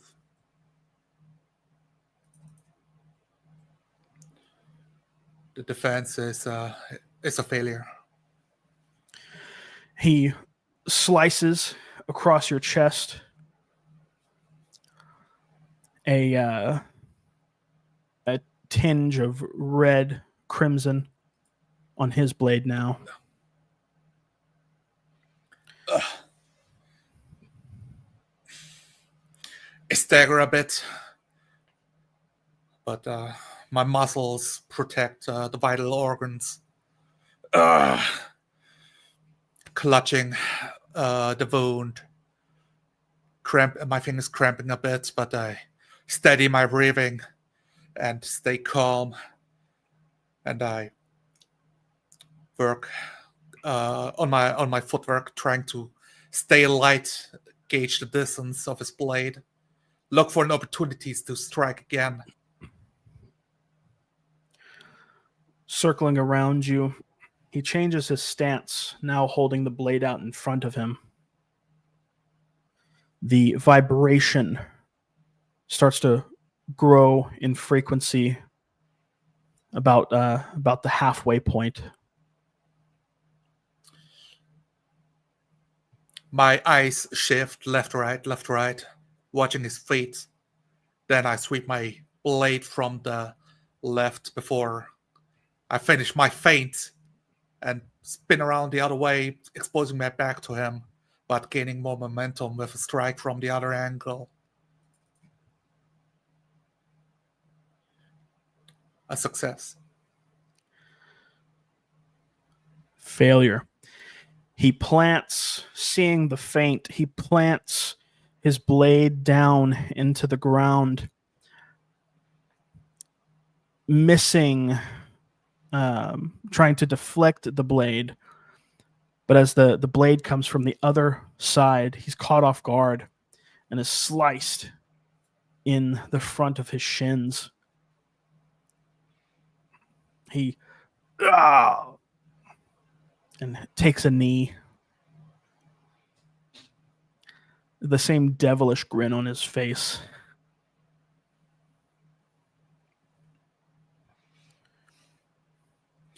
You will not take my family again! I pull my sword above my head, too emotional to think about tactics, and just go for a deep swing.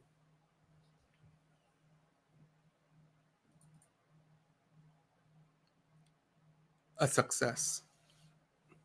The blade in the ground with a yank, he attempts to block the blow. 70% success. The blade deflects the blow, but he's almost taken aback by the force of it. Sort of knocked back onto his feet. He has to sort of catch his footing. He's left wide open. Loud clash of both weapons deafen me for a few seconds. It's clear! And the weapon, all momentum stopped. As he staggers back, I charge towards him and punch him in the face.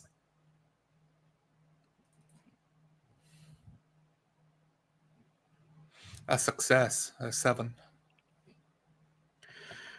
With a crack, A tusked tooth flies from his lips, as well as a gout of black blood. He rears, stumbles, bumps into the other orc that is working still on the jump mechanics, clattering, knocking him to the ground. The vibration steadies, still at the same metric that it was in. The orc general catches himself against the controls, and with bloodlust in his eyes, begins to rear back his blade and swing it down at you, aiming for your head.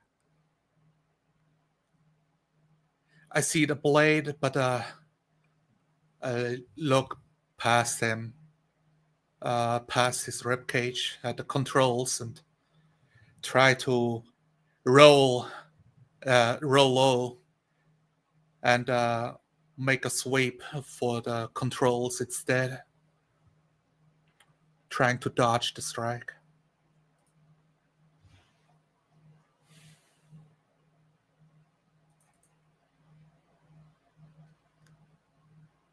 Hold on. I think that's a fumble on my end. The blade comes down and embeds itself into your shoulder, fairly deep. I yell out, pain gritting my teeth as blood spills out over my lips. My blade, having slipped my grasp, dug deep into the controls, but out of reach, stuck in place by the blade. I put one hand on it, then the other one, tried to pull it off my body and push him against the wall with it.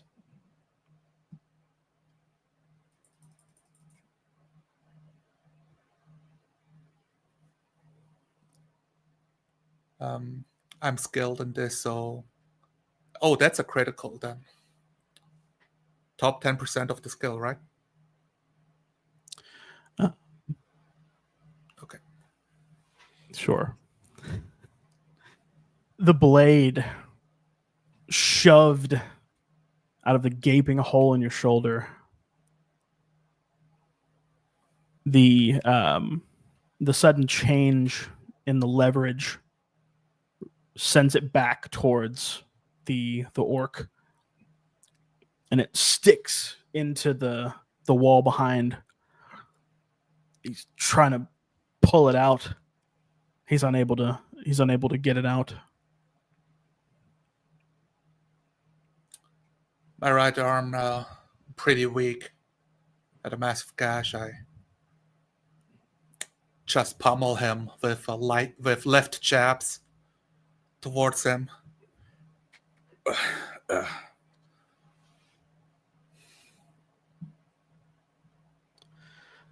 He's preoccupied trying to pull this thing out.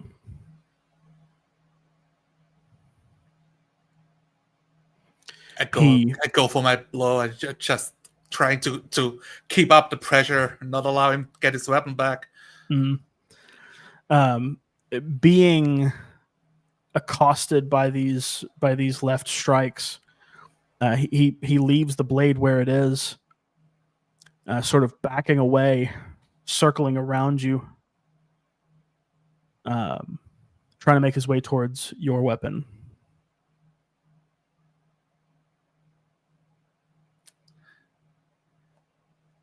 I'm like mouthing, oh no, and I jump him, trying to catch him and barrel both of us down the staircase on the other end, the mezzanine.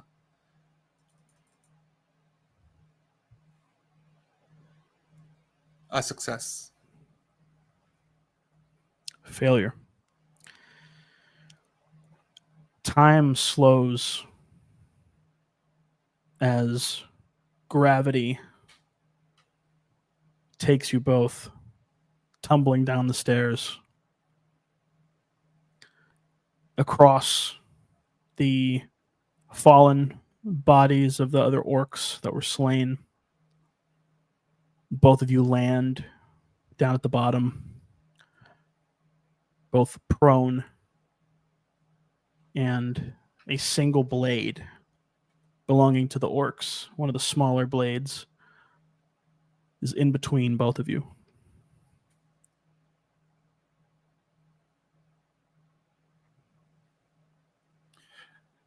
Belabored, heavy breath, beaten, bloody, a lame right arm, drag myself towards the blade and reaching out for it. He attempts the same, crawling, weakened, beaten up, trying to get to the blade.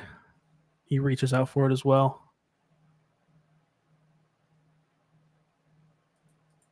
A finesse. Failure.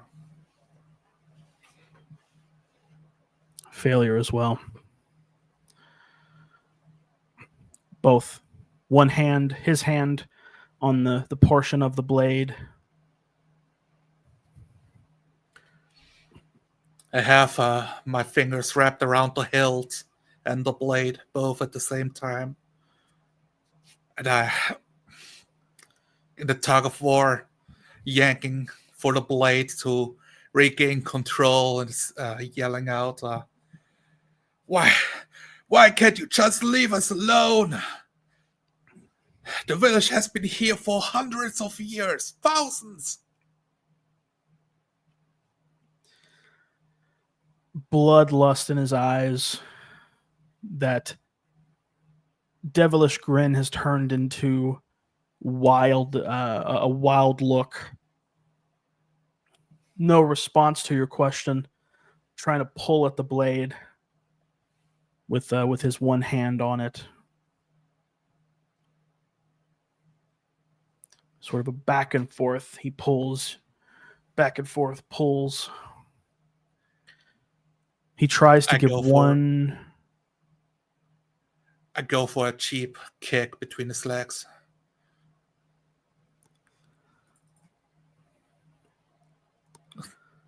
Wait. I'll call it a failure. Oh, okay. Yeah. They're both failures. The kick connecting, he isn't affected, but his grip does loosen on the blade.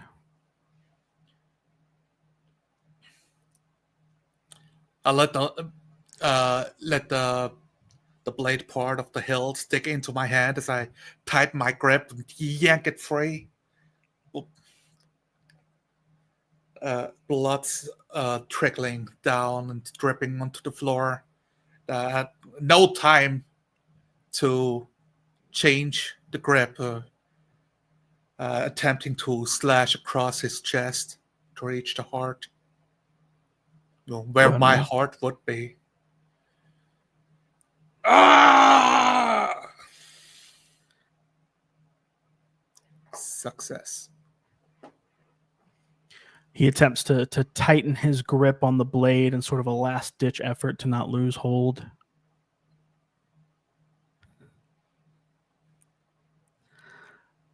Success with a sudden tightening of his grip. It's enough to hinder the path of the blade as 3 of his fingers on his hand are cut off. And he's there holding it, preoccupied with the pain. He sort of sits up, doubled over his hand, looking at it.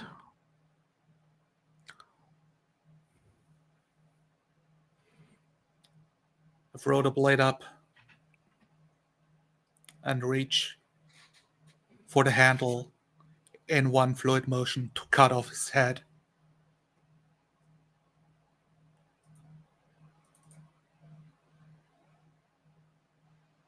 A success.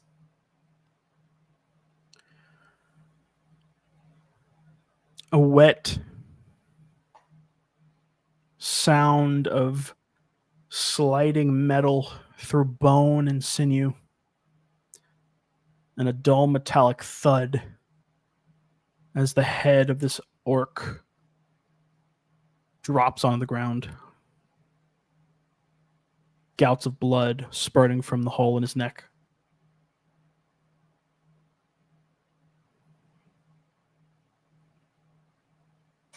I let out an animalistic war cry, reverberating through the whole area. And I grabbed the head and lifted up. The other orcs in the area, growing panicked and frightened, the sound of whistling and hissing as the large blade that's been lodged into the controls begins to rattle, begin to cause things to spurt and sputter.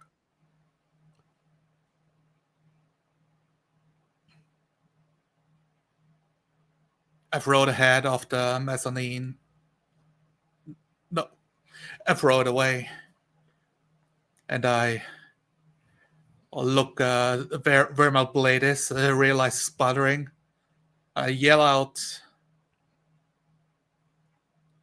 "Leave! Get out! Leave my town! Leave my planet!" The orcs begin to scramble, running from the room. Pandemonium begins to erupt in this place as the steam and the forces that act upon this massive machine begin to leak out and cause things to break. The temperature begins to rise in the room as more and more steam begins to escape. The blade, your blade, is now on the ground at the bottom of the floating platform above.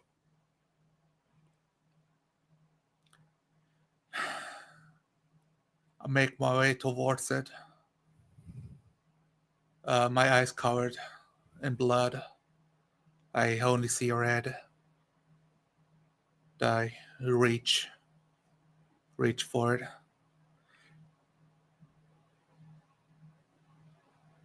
My hands resting now on the blade. I shake away some of the adrenaline. I loosen up a bit. I fall on my knees as soon as I do. I realize, oh God, what? Oh no! Oh, it's gonna blow up. Wait, Natasha! I turn around and start scrambling towards the exit where I came in. Sounds of popping and hissing and whizzing as springs and gears begin to crack under pressure. That long corridor leading down through the cafeteria. Running more and more past I keep running past my own bloody red footsteps.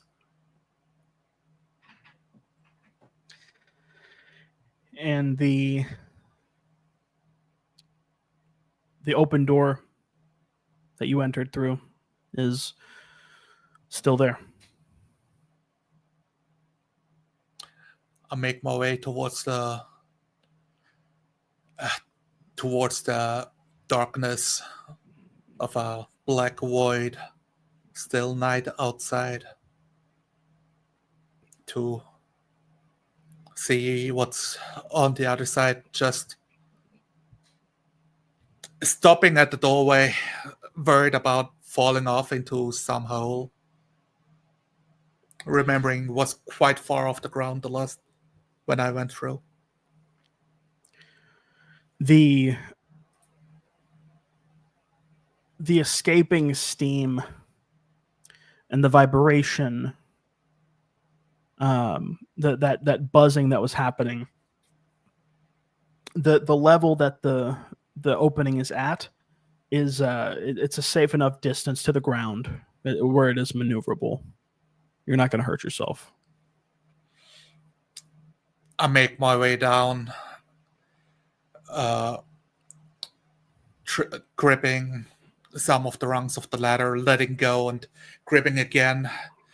My lame arm holding the blade, just dangling off before I let go and fall the last 10 feet. Just falling over my legs onto my butt, onto my back. With a final clank and a click, all of the stored up kinetic or all of the stored up potential energy within the legs of this machine release as it launches into the air and then explodes into millions and millions of pieces. I watch it happening, and not knowing where I am, landed in a bush. My eyes close slowly. I'm tired, Natasha. I'm so tired. I can't wait to see my daughter. She's gonna be a pretty one. I think I should name her Jennifer. I pass out. And that's where we'll end it.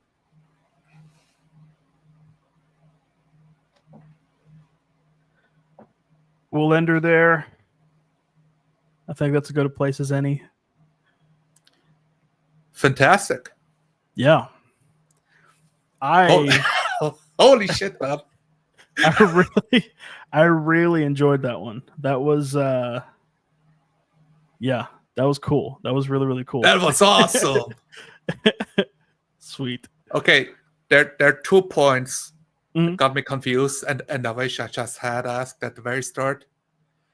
It said like strikes and health, right? So one of them is my max hit points. The other one is how much I took already. But it says like equal tenths place of body score. Yes. Because I have a body of 60, does that mean I have 9 strikes or 6 strikes? You have 6. So the way that works, yeah, and we kind of, it was kind of the same thing with some of the crit questions that you had, or like the crit confusions. Yeah, rather. That was the other one. Yeah, when you are rolling a crit, so when you're rolling against your skill, if you roll under the tens place, so say you're rolling body, that's a 60, right? Yes, if you roll a 60. If you roll a 6 or lower, that's a crit. A 51 to 60 is a crit. Well, no. So a 6 to 1 is a crit. So it's that small. Okay. Yeah, it's in the top. Maybe I should have put bottom 10%. Yeah, like it says like roll within the top 10%. My body's a 60. So I was thinking I need to roll a 60 to 51. And that would count as a crit. But if it's like a 50 or lower, that's a normal hit. That was how I thought it worked. Right. It was supposed to be, the way that it was sort of meant to be understood. If you roll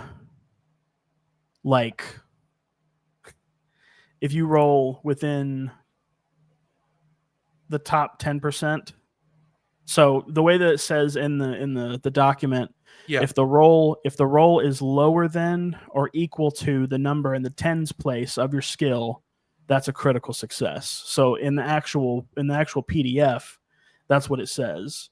If the roll is lower than or equal to the number in the tens place of your skill, that's a critical success. And it gives the example, if your skill is 50, a roll of 5 or lower is a crit. So I know on the was it on the it's just the character sheet that I was looking at. Of how it was explained in there. Yeah. My bad. Like no. I think I need to like read it over again to like get it. Yeah, it's supposed to be. I think I fumbled that one. It's all good. I mean, if there's any place to fumble the rules, it's on an PC. So don't sweat it too much. I was kind of confused at first. I'm like, no, why is this a crit? That makes no sense. It's not a crit, but we just kind of rolled with it. I was also thinking like, okay, wait, I got a plus 20 on this roll, so I roll melee, but the roll I do is like, this melee strike, something I practiced that I would do, and like, oh, this other one, like punching him in the face, I have no clue what I'm doing. I'm just angry. Gotcha. I don't take. So I was thinking, okay, if it's a plus 20, then I'm also changing when I start critting. I was like doing that math as well. Yeah. But that's the mechanic side. Like, what about the game though? Yeah.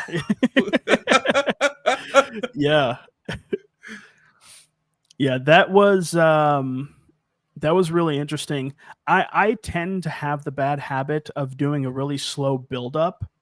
Like, I think for the first like 15 to 20 minutes, that was sort of the build up where you're tending to your farm animals and you're, putting everything together. It wasn't until about like a half hour in where we actually got to some action. And I don't know, it felt natural to me, but I still kind of feel like I could have, I don't know. You could. I was very, like on my end, I mean, I thought it was great, but I was ready to like, okay, I'm going to bed. And I skip the next day. Like, I go through the motions and then I arrive at the town hall and it's time for the meeting. That's how I was thinking of like, I think that's how I'm going to play out my character. Sure. And he goes through the motions for the next day, prepares for the town hall meeting. Yeah. Because we've seen a day play out. We don't need to see day 2. Yeah. Unless I change something about it that's interesting. At least like to me that I wanna play out. Right. I did my best to keep things like reasonable while also sort of touching on the anime aspect. I think we did a good job of sort of adhering to that anime style. As someone who doesn't watch at all, it was definitely a challenge for me to sort of figure out how to contextualize that. Like, I know the tropes, I know sort of the memes and the stylistic flavorings of it. So I think I was able to sort of swing it from that end. But I think I really enjoyed the ending fight. I thought that was great. Oh, that was awesome. That was so cool. That was great. Yeah. I liked it so much. Like we had a chance. I didn't even know, like, am I married? I have no clue. But it's like, okay. Yeah. Oh, wait, who's that? Oh, that's my wife. I guess I have a wife. Yeah. Score. Yeah. I loved the fact that you were talking about like having a daughter. Maybe next time I get a daughter and I had you roll and you fumbled. That's what that was for. Why I had you roll after you talked about having a daughter. The second boy's gotta be called Jennifer, and it's gonna be a tough time. Yeah. Man, that was great. I love that. What's the name of the son? No idea. He's Sonny Boy. Yeah. He's Junior. Yeah. Junior too. No. Exactly. Yeah, I had a great time. That was a lot of fun. I think we really got to kind of test out the system a little bit more. This was really kind of the first time we've had sort of an extended combat. So sort of learning how to iron out the kinks of extended combat turns and things of that sort, I think really help get us, or it helps me to figure out like what works and what doesn't. If there's any changes that I need to make, For reference but points, I took 4 strikes, 1 through gravity and the other 3 through the combats that took place. And I wasn't sure about the health, so I was thinking, I think I have 9, but I'm gonna play it safe. Like, okay, if it's just a body, then I'm gonna die at 6.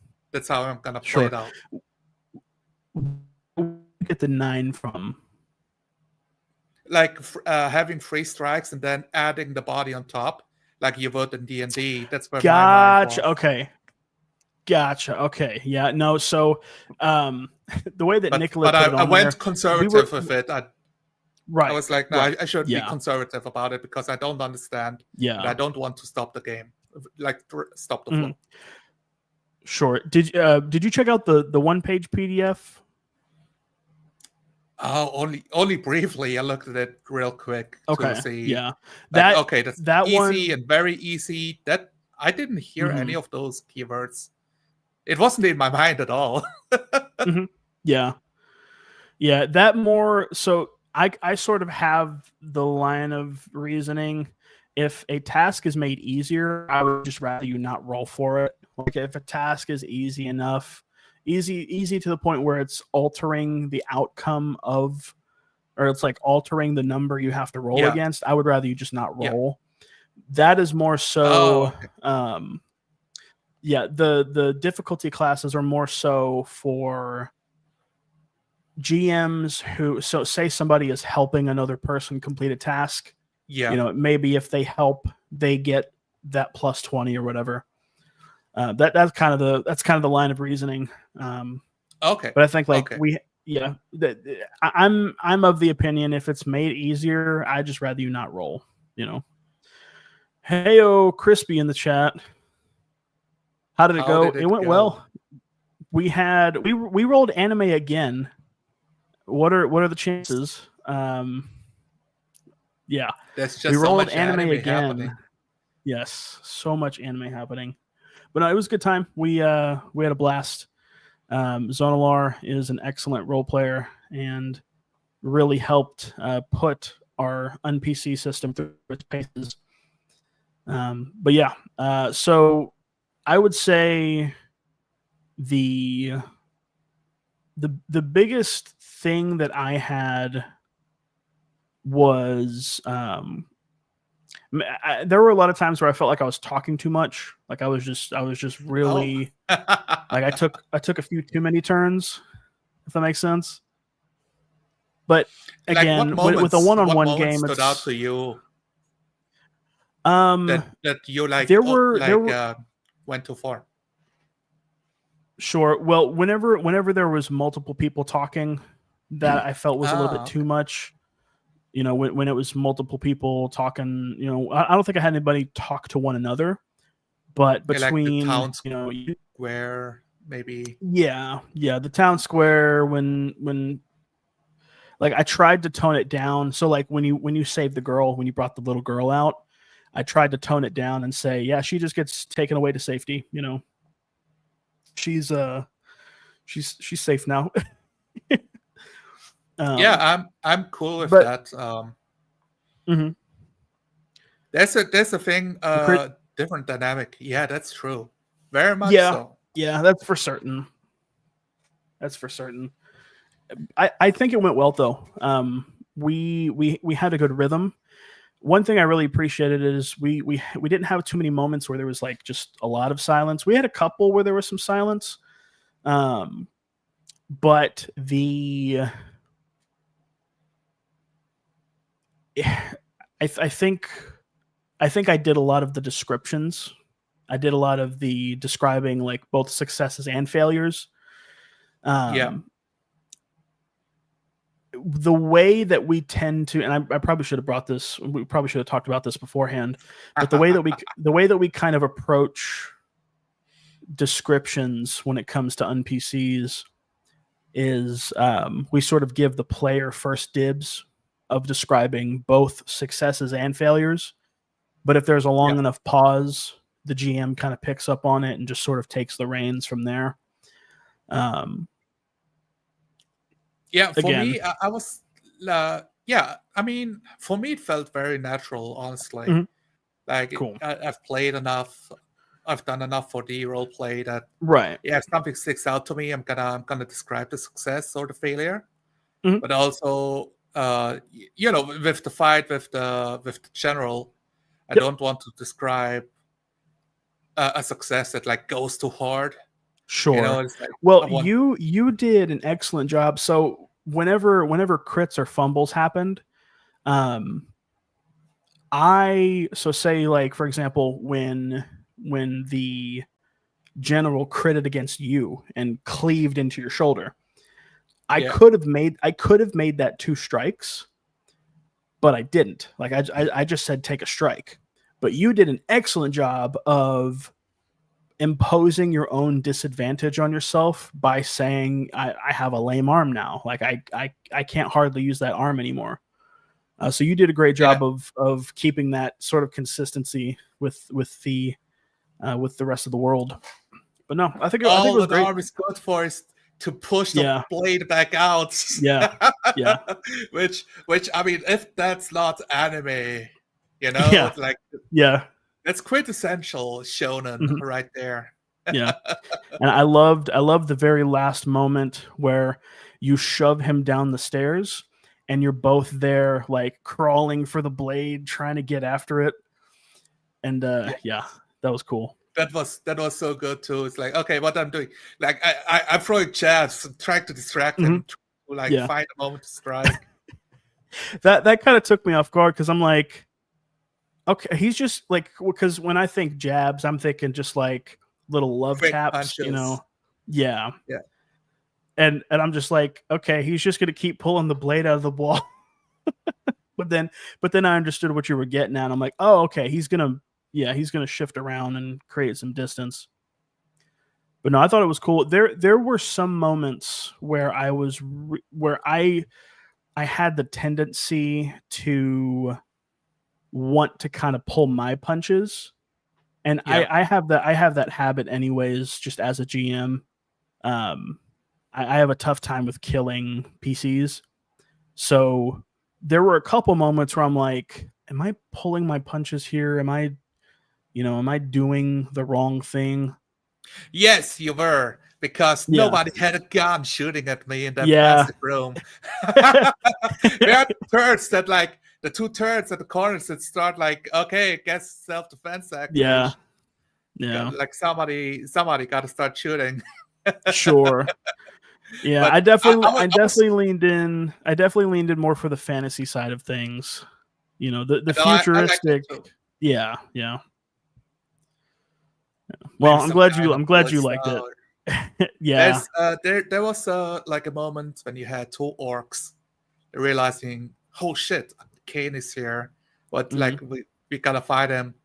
And for me, it's like, I don't care if it's 2 orcs, 3 orcs, or 4 orcs. I make 1 strike to get them all, because I got a massive cleaving weapon that should be able to slice through them all if I strike hard enough. Gotcha. Yeah, that makes sense. And I let you decide. Like, okay, if I roll success, I'll let you decide to describe the success, because I don't want to assume that I kill more than 1. Like, I take the first one as a freebie, but I'll let you like how much. Yeah, I think in that moment, the way that I imagine that corridor was that it's really, really tight. And that's why I said it opens up, and then there's the other corridor that's much wider than the other one. So to do a big sweeping strike probably wouldn't be viable in that tight little corridor. So I think that's why, because I thought you were just rolling past the first one and then striking at the second one. Like that's but the way I with the momentum of I rolled past him, and then I turn, so I catch him at the start, which is like the lesser blow to get the full blow on the second one. to catch them both. Gotcha. And I was also thinking, as you described, the corridor being wider. Okay, now I'm allowed to do this wide swing because otherwise I'm dragging you all across the wall, like leaving a massive gash. Yeah. Which that's a cool visual, but yeah.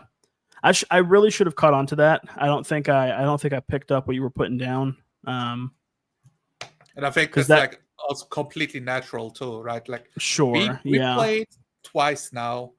That's a very small sample size, like to figure out like, okay, what he says, what does he mean? That level of communication, like familiarity with the other players. Yeah. Elsewise, I think it worked out. I had a great time running it, and it was so good. Yeah, it was a great time. Let's see, because we don't want to keep folks for too long. Did you have any other comments, things you wanted to bring up, wanted to talk about? A couple of things. I mean, I just love co-creating the pustule cows. Yes, or like that was great. The boomalopes. If you play Dreamworld, it's like a classic reference.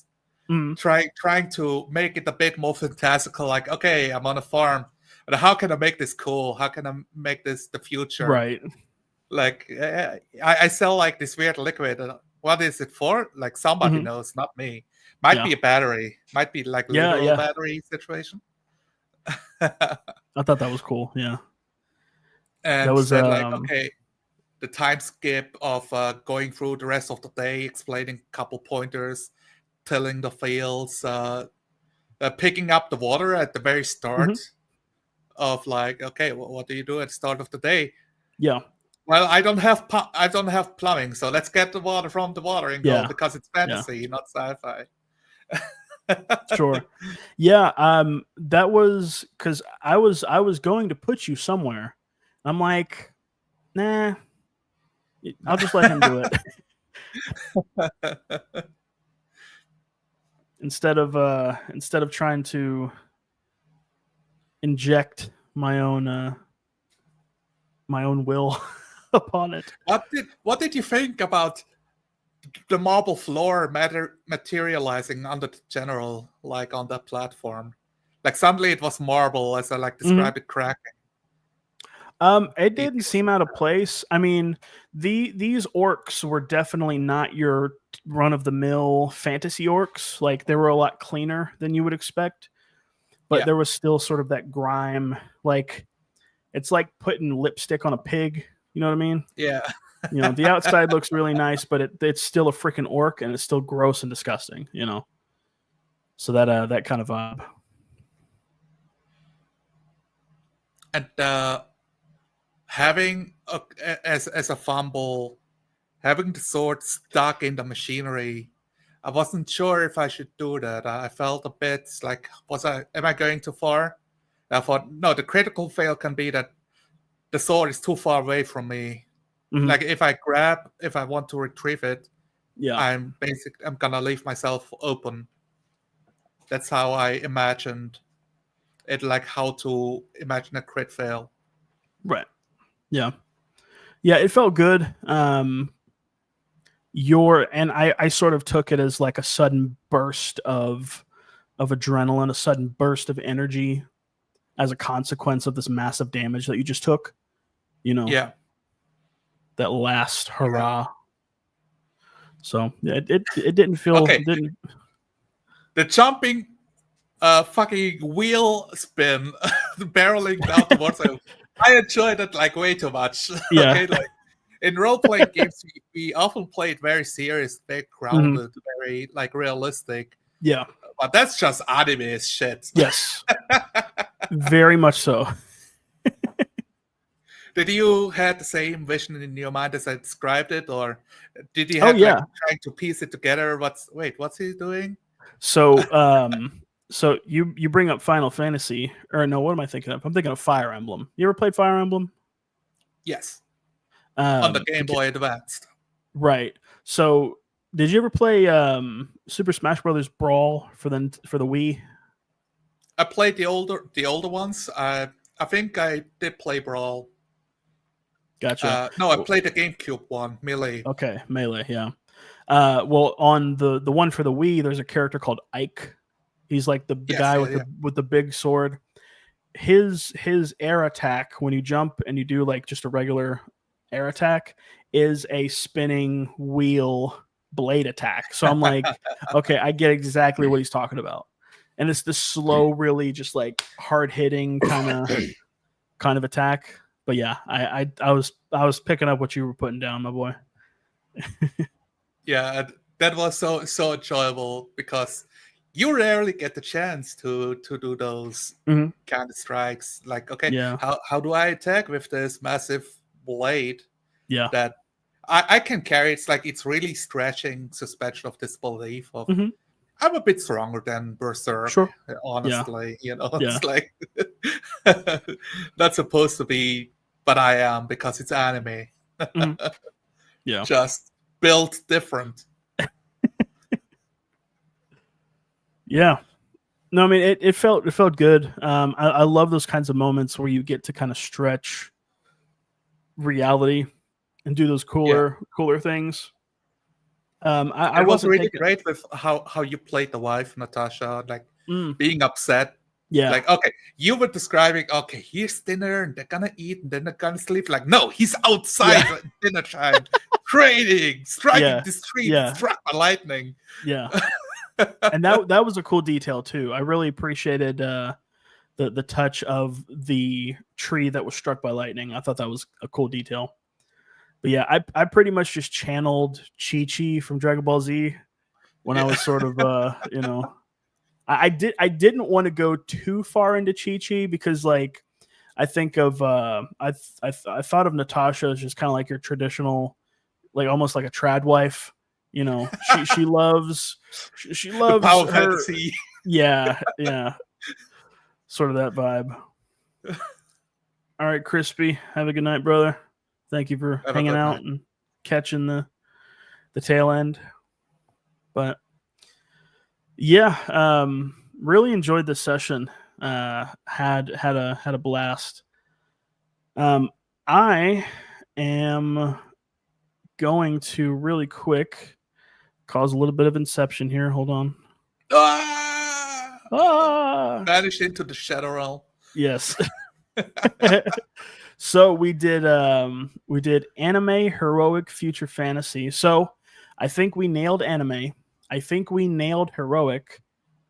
Future fantasy, I think we did okay at. We probably could have gone a little bit more future, but it's hard to do that without getting into like just proper sci-fi, But I think we did well. I don't know what to replace it with though. That's the thing. Let's see. We got what's listed. Yeah, we got Stone Age, Sword and Sandal. Yeah. Oh, Battle of Troy is also what? Yeah. Really? Like a very, very specific setting?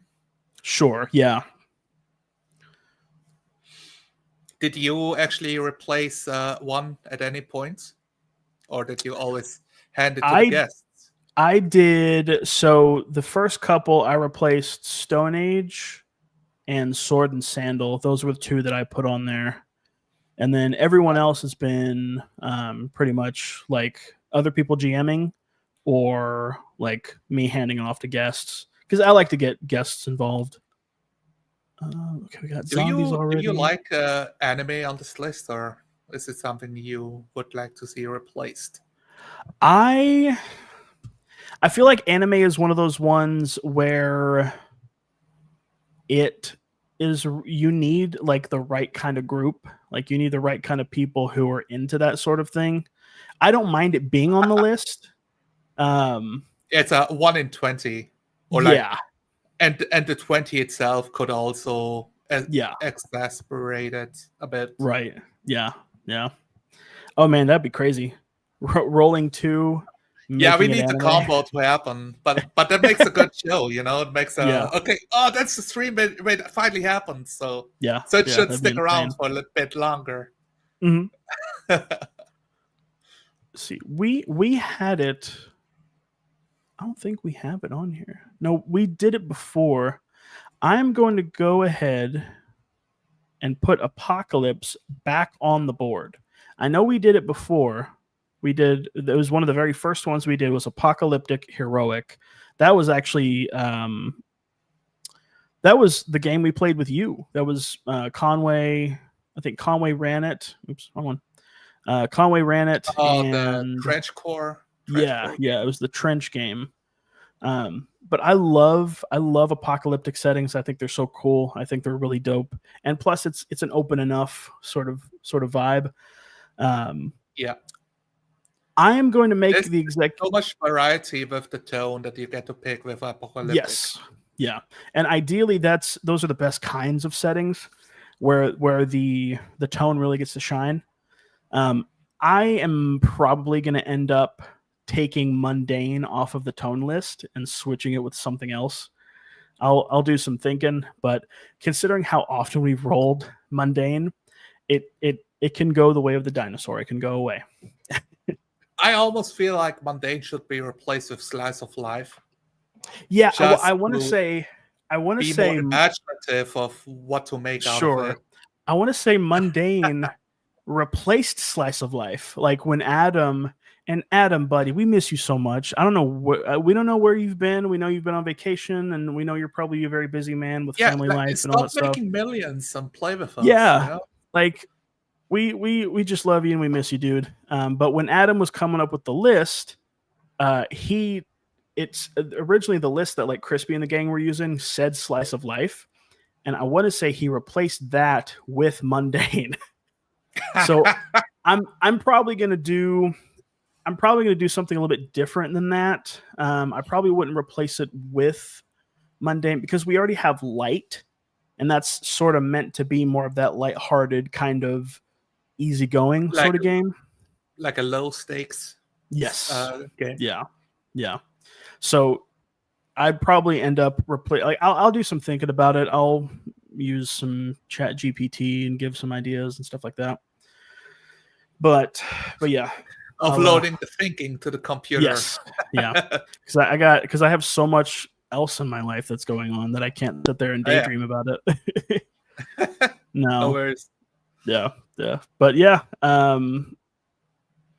Yeah. Mission accomplished. I agree. I had a great time. I don't think like pacing was any issue. So like back and forth, like on my end was completely fine. Sweet. One thing that I was a bit more keen on is I know as a role player, it shows in our Pathfinder game. I don't talk too much because I want the moments to breathe. And then when my character talks to have an impact. So I choose times when I speak and times where I don't speak to let silence be there for a little bit. And that's hard when you are 4 or 5 people because people take it as permission to, oh, he's done. Let's my character can jump in now. And that's been tough on like figuring that side out. Yeah. But it works much easier in the one-on-one here. You can't mess up the turn order in a one-on-one game. So yeah, I know what you mean. I was when you start putting water in the bathtub, I'm like, is he about to do another bathing scene? Oh no, it's farmers use bathtubs to fill the trough up for the animals because it's cheaper. Like because they are around, kinda like and they're like perfect to keep the water inside. They don't leak. They don't do anything. No, it cracked me up a bit though. But no, that was good. But yeah, that'll do it. Thanks, folks, for hanging out. Thanks for watching. For those who popped in, we had Elf Hunter pop in, Conway popped in for a little while. Of course, Nicholas and Crispy popping in as well. Also, thanks very much for hanging out. Yeah, folks who are watching this after the fact, thanks for watching. Thanks for being part of this. And check in next week where we hopefully have the same great time. I always do whenever you do. If you are looking for a good, quick learn game to use for your no prep systems, in the description below there will be a link to the system that we are using. It is a D100 system, super simple, absolutely free, a one-page PDF. With that one-page PDF comes a text file for the character sheet and a text file with some questions. It's quick reading, so some good information in there. Go check it out. Link in the description. Thanks, folks, for hanging out, checking this out. Go buy my game, Chaos Ensues, out now on Drive-Thru-RPG, available for print. I'm super to have this in my hand. But yeah. Thanks, folks, for watching. Thanks for checking it out. We'll catch y'all next week. Peace and God bless. Goodbye.